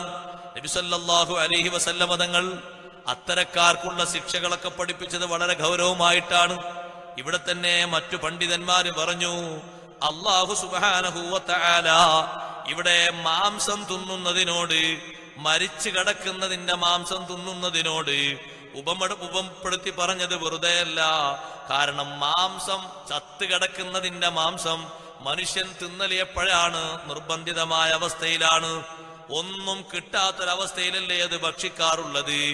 ഇതേ രൂപത്തിലാണ് നിർബന്ധിതമായ ഘട്ടത്തിൽ മാത്രമാണ് പറയാൻ പറ്റുന്നത് പറയേണ്ടത്. ആ ആയത്തിന്റെ അർത്ഥം അങ്ങനെ പറഞ്ഞവരുണ്ട്. അന്നൽ ഇഗ്തിയാബക അക്ലി ലഹ്മിൽ ആദമിയി മൈത, ഒരു മനുഷ്യന്റെ ചത്ത് കിടക്കുന്ന, മരിച്ചു കിടക്കുന്ന മനുഷ്യന്റെ മാംസം തിന്നതുപോലെയാണ് ഗീബത്ത് പറയൽ. എന്താ അങ്ങനെ പറയാൻ കാരണം? അത് ആവശ്യത്തിന്റെ കണക്കനുസരിച്ച് അത്യന്താപേക്ഷിത ഘട്ടത്തിൽ മാത്രമാണ് ചത്ത മാംസം തിന്നൽ മനുഷ്യന് അനുവദനീയമാകുന്നത്. ഒരാള് ഒന്നും തിന്നാൻ കിട്ടാതെ വളരെ വിഷമിച്ചു നിൽക്കുന്ന സമയത്ത് ചത്ത് കിടക്കുന്ന ആടിന്റെ ഇറച്ചിയും ഇപ്പുറത്ത് മരിച്ചു കിടക്കുന്ന മനുഷ്യന്റെ ശരീരവും കണ്ടാൽ എന്താണ് ഭക്ഷിക്കേണ്ടത്? എന്നാലും അയാൾ മനുഷ്യന്റെ മാംസം ഭക്ഷിക്കാൻ പറ്റൂലല്ലോ. കാരണം മനുഷ്യന്റെ ശരീരത്തിന് പ്രത്യേകതയുണ്ട്, ബഹുമാനമുണ്ട്. അയാൾ ആ ആടിന്റെ മാംസം ഭക്ഷിച്ചോട്ടെ എന്നല്ലേ പറയുന്നത്. ഇതേ രൂപത്തിലാണ് അൽ മുഗ്താബു, ഗീബത്ത് പറയുന്നവൻ, ഇൻ വജദ ലിഹാജതിഹി മദ്ഫഅൻ ഗൈറൽ ഗീബ, ഗീബത്തല്ലാതെ എന്തെങ്കിലും ഒരു വഴി പറഞ്ഞു കൊടുക്കാൻ അവന് കിട്ടിയാൽ അപ്പോൾ പിന്നെ ഗീബത്ത് ഹലാലാകൂല. ഗീബത്തല്ലാത്ത രൂപത്തിൽ വേറെ ഏതെങ്കിലും സ്വരത്തിൽ പറയാൻ പറ്റിയാൽ ആ സ്വരത്തിൽ പറയണം, ഗീബത്തിലേക്ക് കടക്കരുത്. അപ്പൊ നിർബന്ധിതമായ അവസ്ഥയിൽ മാത്രം ഉപയോഗപ്പെടുത്തേണ്ടതാണ് ഗീബത്ത്, എപ്പോഴും അനുവദിക്കപ്പെട്ടതല്ല. ഹബീബ് മുഹമ്മദുർ റസൂലുള്ളാഹി സ്വല്ലല്ലാഹു അലൈഹി വസല്ലമ തങ്ങൾ അത്തരത്തിൽ ചൊയയുള്ള വാക്കുകൾ ആര് പറഞ്ഞാലും ഉടനെ തങ്ങൾ ഗണ്ണിക്കാറുണ്ട്, അവരെ തിരുത്താറുണ്ട്, നന്നാക്കാറുണ്ട്. സ്വന്തം ഭാര്യമാരെ പോലും സ്വഹാബിമാരെ പോലും അത്തരത്തിൽ വിഷയങ്ങൾ പറഞ്ഞ ആരെയും തങ്ങൾ വെറുതെ വിട്ടിട്ടില്ല. ഉടനെ തന്നെ ചികിത്സ സുഖമാക്കിയിട്ടുണ്ട്. എന്തേ ചികിത്സിച്ച് സുഖമാക്കാറുള്ള കാരണം അതൊരു മാരകമായ രോഗമാണ്. അള്ളാഹു ഈ രൂപത്തിൽ താക്കീത് ചെയ്ത രോഗമാണ്. ആ രോഗം നമ്മൾ ശക്തമായി ശ്രദ്ധിക്കേണ്ടതുണ്ട്, സൂക്ഷിക്കേണ്ടതുണ്ട്. സുബ്ഹാനല്ലാഹ്, ഗീബത്ത് പറഞ്ഞ വ്യക്തിക്ക് ഒരുപാട് നഷ്ടങ്ങളും കഷ്ടങ്ങളും ഉണ്ട്. ഇരിക്കട്ടെ സഹോദരന്മാരെ, നബി സല്ലല്ലാഹു അലൈഹി വസല്ലം തങ്ങളെ സ്വഹാബിമാരെ കൂട്ടത്തിൽ ഒരാൾ വന്നിട്ട് അള്ളാഹുവിന്റെ ഹബീബിനോട് പറഞ്ഞു, ഓ നബിയേ, ഞാനിതാ എനിക്ക് എന്നെ നിങ്ങൾ ഹദ്ദടിക്കണം, ഞാൻ സിന ചെയ്തിരിക്കുന്നു നബിയെ, ഹദ്ദടിക്കണം. അല്ലാഹുവിന്റെ ഹബീബ് തലമാറ്റി കളഞ്ഞു. അങ്ങനെ 4 പ്രാവശ്യം പറഞ്ഞപ്പോൾ നബി തങ്ങൾ മാറ്റിക്കളഞ്ഞു.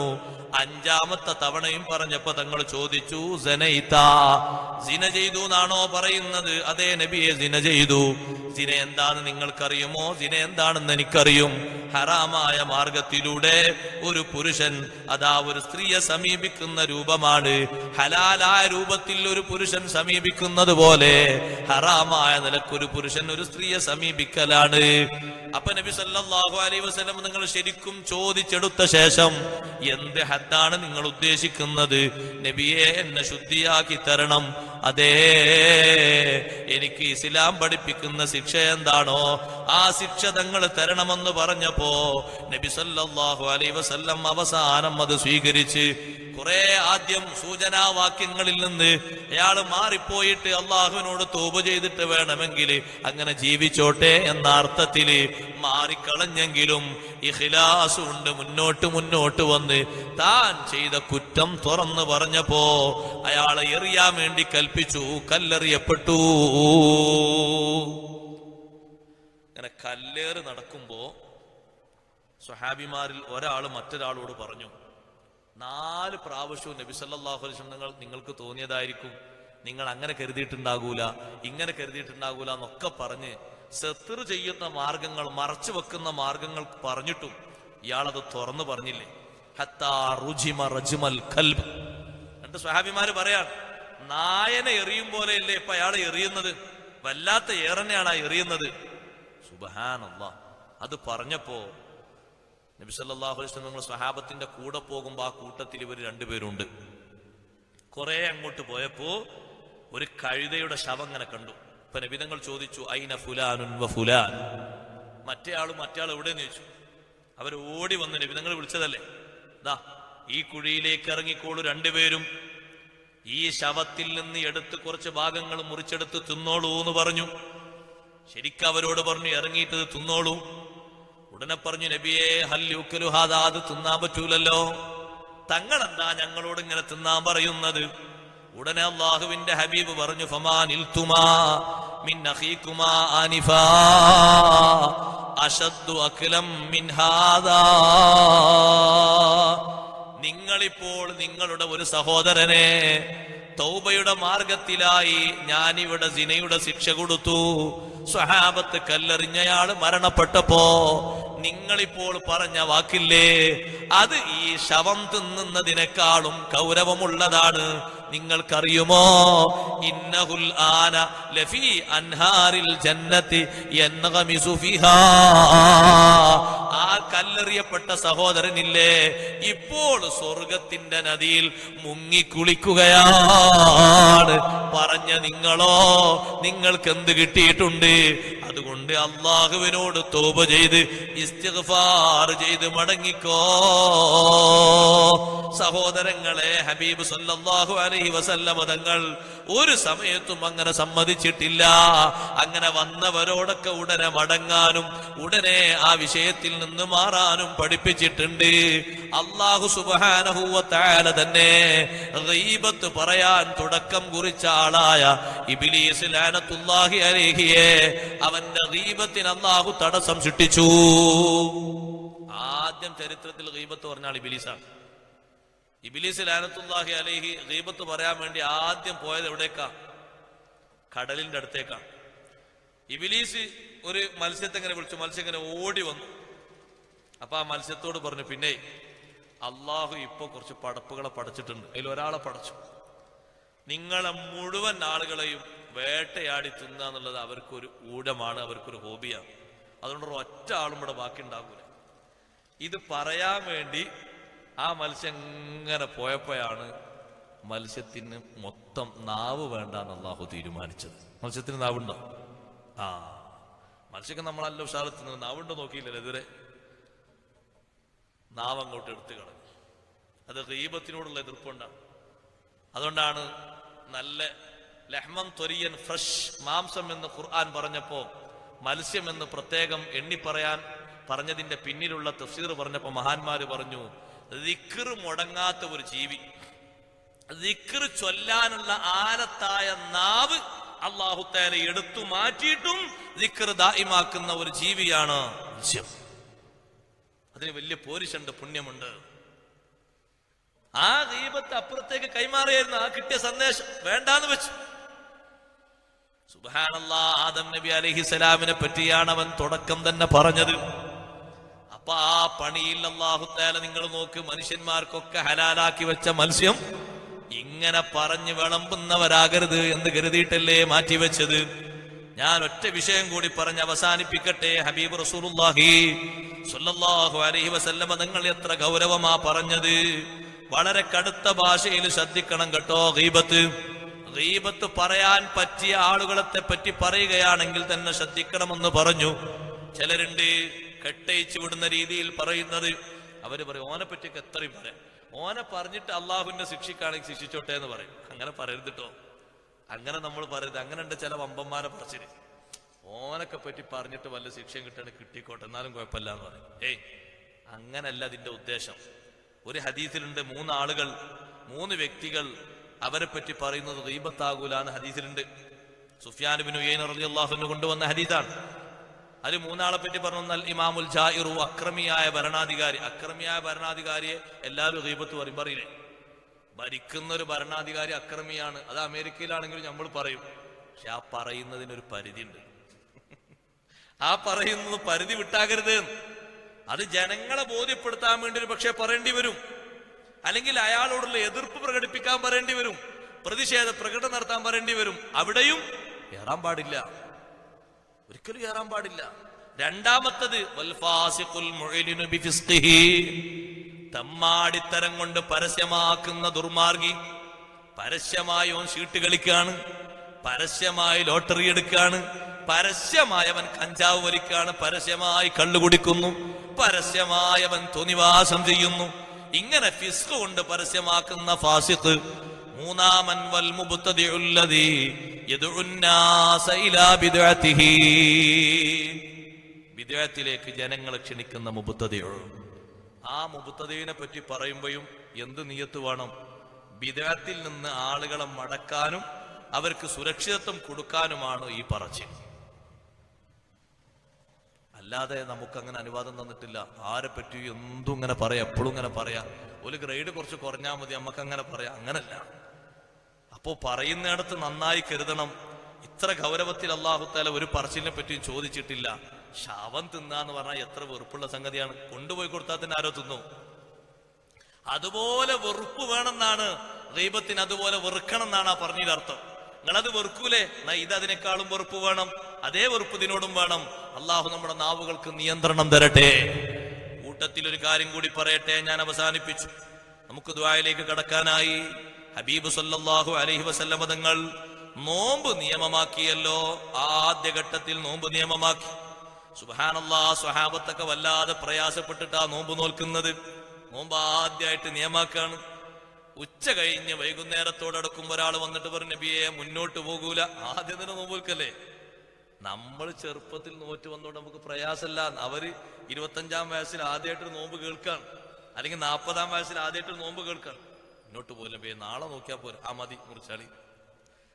അസറിന് വന്നിട്ട് ഒരാൾ പറഞ്ഞു, നബിയെ ഒരു മിനിറ്റ് മുന്നോട്ട് പോയാൽ കാര്യം അപകടം. ഞാൻ അത്ര ക്ഷമിച്ചിട്ടുണ്ട്, അത്താഴൊക്കെ ഞാൻ കഴിച്ചിട്ടുണ്ട്, പക്ഷെ അത് ആദ്യമായിട്ടല്ലേ നബിയെ, പോകൂല, എന്നാ നാളെ ആക്കാം. നമ്മൾ കുട്ടികളോട് സാധാരണ പറയില്ലേ, നോമ്പ് പറ്റും. ആ കുട്ടി പറഞ്ഞു, ഞാൻ 3 നോമ്പ് പറ്റും എന്ന് പറയും. ഉച്ചയാകുമ്പോ ഭക്ഷണം കഴിച്ചിട്ടുണ്ടാവും. അത് അങ്ങനത്തെ നോമ്പാ. അത് പിറ്റത്തെ കൊല്ലാവുമ്പോ 1 ഫുള്ളായാൽ അൽഹംദുലില്ലാ, എന്റെ കുട്ടി 7-ാം വയസ്സിൽ തന്നെ 1 ഫുള്ളാക്കിയല്ലോ, സന്തോഷം. 8-ാം വയസ്സാകുമ്പോ ഒരു 10 എണ്ണം, അൽഹംദുലില്ലാ. 9 ആകുമ്പോഴേക്ക് 20, 10 ആകുമ്പോഴേക്ക് 30, സന്തോഷായി. അങ്ങനല്ലേ പതുക്കെ പതുക്കെ വളർത്തല്. നബി സല്ലല്ലാഹു അലൈഹി വസല്ലം സ്വഹാബത്തിനോട് 40, 50 വയസ്സായവരുണ്ട്, അവരോട് ആ ശൈലി സ്വീകരിച്ചു. പക്ഷേ ഒരാൾ വന്നിട്ട് പറഞ്ഞു, നബിയെ നിങ്ങളെ കുടുംബത്തിൽപ്പെട്ട 2 സഹോദരിമാര് നോമ്പ് നോറ്റ് വല്ലാതെ ക്ഷീണിച്ചിട്ടുണ്ട് എന്ന് പറഞ്ഞു. അവരെ വർത്തമാനം കേട്ടപ്പോ നബി തങ്ങൾ ഒറ്റ തിരയിൽ ഇങ്ങോട്ട്. കുറച്ചുകൂടി കഴിഞ്ഞപ്പോ വീണ്ടും വന്ന് പറഞ്ഞപ്പോ നബി തങ്ങൾ അങ്ങോട്ട് തിരിഞ്ഞു, മെയിൻറ്റെയിൻ ചെയ്തില്ല. വേറുള്ളവർ വന്ന് പറഞ്ഞു, അവരോട് പറഞ്ഞു മുറിച്ചാളി എന്ന് പറഞ്ഞു. കയ്യൂല, അപ്പൊ തന്നെ മുറിച്ചാളി എന്ന് പറയും. ഇവരെ 2 ആളെ വർത്താനം പറയുമ്പോ ഗൗരവത്തോടെ ഇങ്ങോട്ടും തിരിയാ ഇങ്ങോട്ടും തിരിയാ, ഒരു മൈൻഡ് ചെയ്യുന്നില്ല. 3-ാമതും 4-ാമതും ഒക്കെ വന്ന് പറഞ്ഞപ്പോ അള്ളാഹുവിന്റെ ഹബീബ് പറഞ്ഞു, മാ സ്വമതാ, ആ 2 പേരും നോമ്പേ നോറ്റിട്ടില്ല. അത്താഴം കഴിച്ച് നോമ്പോറ്റവരാണ്, നോമ്പന്നെ നോറ്റിട്ടില്ല. എന്നിട്ട് തങ്ങൾ ചോദിച്ചു, കൈഫ സ്വാമ മൻ ളല്ല യഅകുലു ലുഹൂമന്നാസ്, ജനങ്ങളുടെ മാംസം കൊത്തിവലിക്കുന്ന ആള് എങ്ങനെ നോമ്പ് നോൽക്കാനാണ്? അവരെങ്ങനെ നോമ്പുകാരായിട്ട് കൂട്ടാനാണ്? അവരെങ്ങനെ നോമ്പുകാരായി പരിഗണിക്കാനാണ്? അതുകൊണ്ട് നീ പോകൂ. എന്നിട്ട് അവർ നോമ്പ് നോറ്റവരാണെങ്കിൽ അവരോടൊന്ന് ഛർദിക്കാൻ പറയൂ. അതാ ആ സ്വഹാബി വര്യൻ പോയി അവരോട് ഛർദിക്കാൻ പറഞ്ഞപ്പോ ഫഖാഅത്തു കുല്ലു വാഹിദത്തിൻ മിൻഹുമാ അലഖതൻ അലഖാ, ഓരോരുത്തരും രക്തക്കട്ടയാണ് ഛർദിക്കുന്നത്. സാക്ഷാൽ രക്തക്കട്ട, പച്ച രക്തമാണ്, ശരിക്കും ചോന്ത രക്തം ഇങ്ങനെ കട്ടകട്ടയായി വീഴുകയാണ്. അവരങ്ങനെ ഛർദിച്ചു വരികയാണ്. നബി സല്ലല്ലാഹു അലൈഹി വസല്ലം തങ്ങളോട് പോയിട്ട് പറഞ്ഞു, ദാ നബിയെ പാത്രത്തിലേക്ക് അവർ ഛർദിച്ചിട്ടുണ്ട്. അല്ലാഹുവിന്റെ ഹബീബ് കാരുണ്യത്തിന്റെ കേദാരമായ മുഹമ്മദുർ റസൂലുള്ളാഹി സല്ലല്ലാഹു അലൈഹി വസല്ലം തങ്ങൾ പറഞ്ഞു, ലൗ മാതതാ വഹുമാ ഫീഹിമാ ലഅകലതുഹുമൻ നാർ. ഈ രക്തക്കട്ടകൾ ഉള്ളിൽ വെച്ചിട്ടെങ്ങാനും അവര് മരിച്ചാൽ നരകം അവരെ ഭക്ഷിച്ച് കളയുമായിരുന്നു. നരകം അവരെ തൊടണ്ടാന്ന് കരുതിയിട്ട് എന്റെ റഹ്മത്ത് കൊണ്ട് ഞാൻ ഛർദിക്കാൻ പറഞ്ഞതാണെന്ന് ഹബീബ് റസൂലുള്ളാഹി. എന്താ പറഞ്ഞത് അർത്ഥം മനസ്സിലായോ? ഗീബത്ത് പറയുന്നവന്റെ ഉള്ളിൽ കൂടുന്നത് അന്യന്റെ ചോരവും അന്യന്റെ രക്തവും അന്യന്റെ മാംസവുമാണ്. അതിങ്ങനെ ഉള്ളിലേക്ക് തിരികെ കയറ്റിയാല് കൂടുതലൊന്നും ദീർഘായുസുണ്ടാകൂല. പൊരുത്തപ്പെടിക്കാൻ കഴിഞ്ഞാൽ കാര്യം വലിയ കഷ്ടം തന്നെയാണ്. ഗീബത്ത് പറയപ്പെട്ട ആളുകൾ മരിച്ചുപോയവരിൽ ഉണ്ടെങ്കിൽ ഇമാം നവവി റളിയല്ലാഹുവിനോട് ചോദിച്ചൊരാള് ഗീബത്ത് പറഞ്ഞൊരാൾ, അയാൾ മരിച്ചുപോയി, പൊരുത്തപ്പെടിക്കാനൊന്നും കഴിഞ്ഞില്ല, എന്ത് ചെയ്യും? ഇനി എല്ലാരും പറഞ്ഞിട്ട് ഓലൊക്കെ മരിക്കാൻ വേണ്ടി കാത്തുക്കണ്ടോ, അതിന് മുമ്പ് തന്നെ പൊരുത്തപ്പെടിച്ച് നന്നാകണം. റമദാനും ഷാബാനൊക്കെ വരാൻ പോകുന്നത്. ഞാൻ പറഞ്ഞു വരുന്നത്, അങ്ങനെ ഒരു ചാൻസിനെ പറ്റി ചോദിച്ചപ്പോ ഇമാം നവവി റളിയല്ലാഹു അൻഹു പറഞ്ഞു, അയാൾക്ക് വേണ്ടി നീ കരഞ്ഞ് ഇസ്തിഗ്ഫാർ ചൊല്ലി ദുആ ചെയ്യണം. നിന്റെ കരച്ചിലിന്റെ ഇഖ്ലാസിന്റെ ഊക്കുകൊണ്ട്, ശരിയായ വശം കൊണ്ട് അല്ലാഹു അയാൾക്ക് മാപ്പ് നൽകിയാൽ അയാളോട് നിനക്കുള്ള കുറ്റബാധ്യതയിൽ നിന്ന് നിന്നെ ഒഴിവാക്കി തരും. അപ്പൊ ഒരൊട്ടൊന്നും പോരത്, നല്ലോണം ചെയ്തിട്ട് അയാളെ പാപങ്ങൾ പൊറുപ്പിക്കുമാർ രൂപത്തിൽ കരഞ്ഞ് ഇഖ്ലാസോട് അള്ളാഹിനോട് അങ്ങ് ദ്വാരക്കണം. നമ്മൾ പറഞ്ഞത് ഒരു വട്ടമാണെങ്കിലും ഒരു വാക്കാണെങ്കിലും ഗൗരവമുള്ളതാണ്, അത് സൂക്ഷിക്കണം. വത്തഖുല്ലാഹ് പറഞ്ഞ നിർദ്ദേശങ്ങളിലൊക്കെ അള്ളാഹിനെ സൂക്ഷിക്കണം. ഇന്നല്ലാഹ തവ്വാബുർ റഹീം. അള്ളാഹു മടക്കം സ്വീകരിക്കുന്നവനാണ്. മടങ്ങി ചിന്തിക്കാൻ അള്ളാഹു നമുക്ക് ഭാഗ്യം നൽകട്ടെ.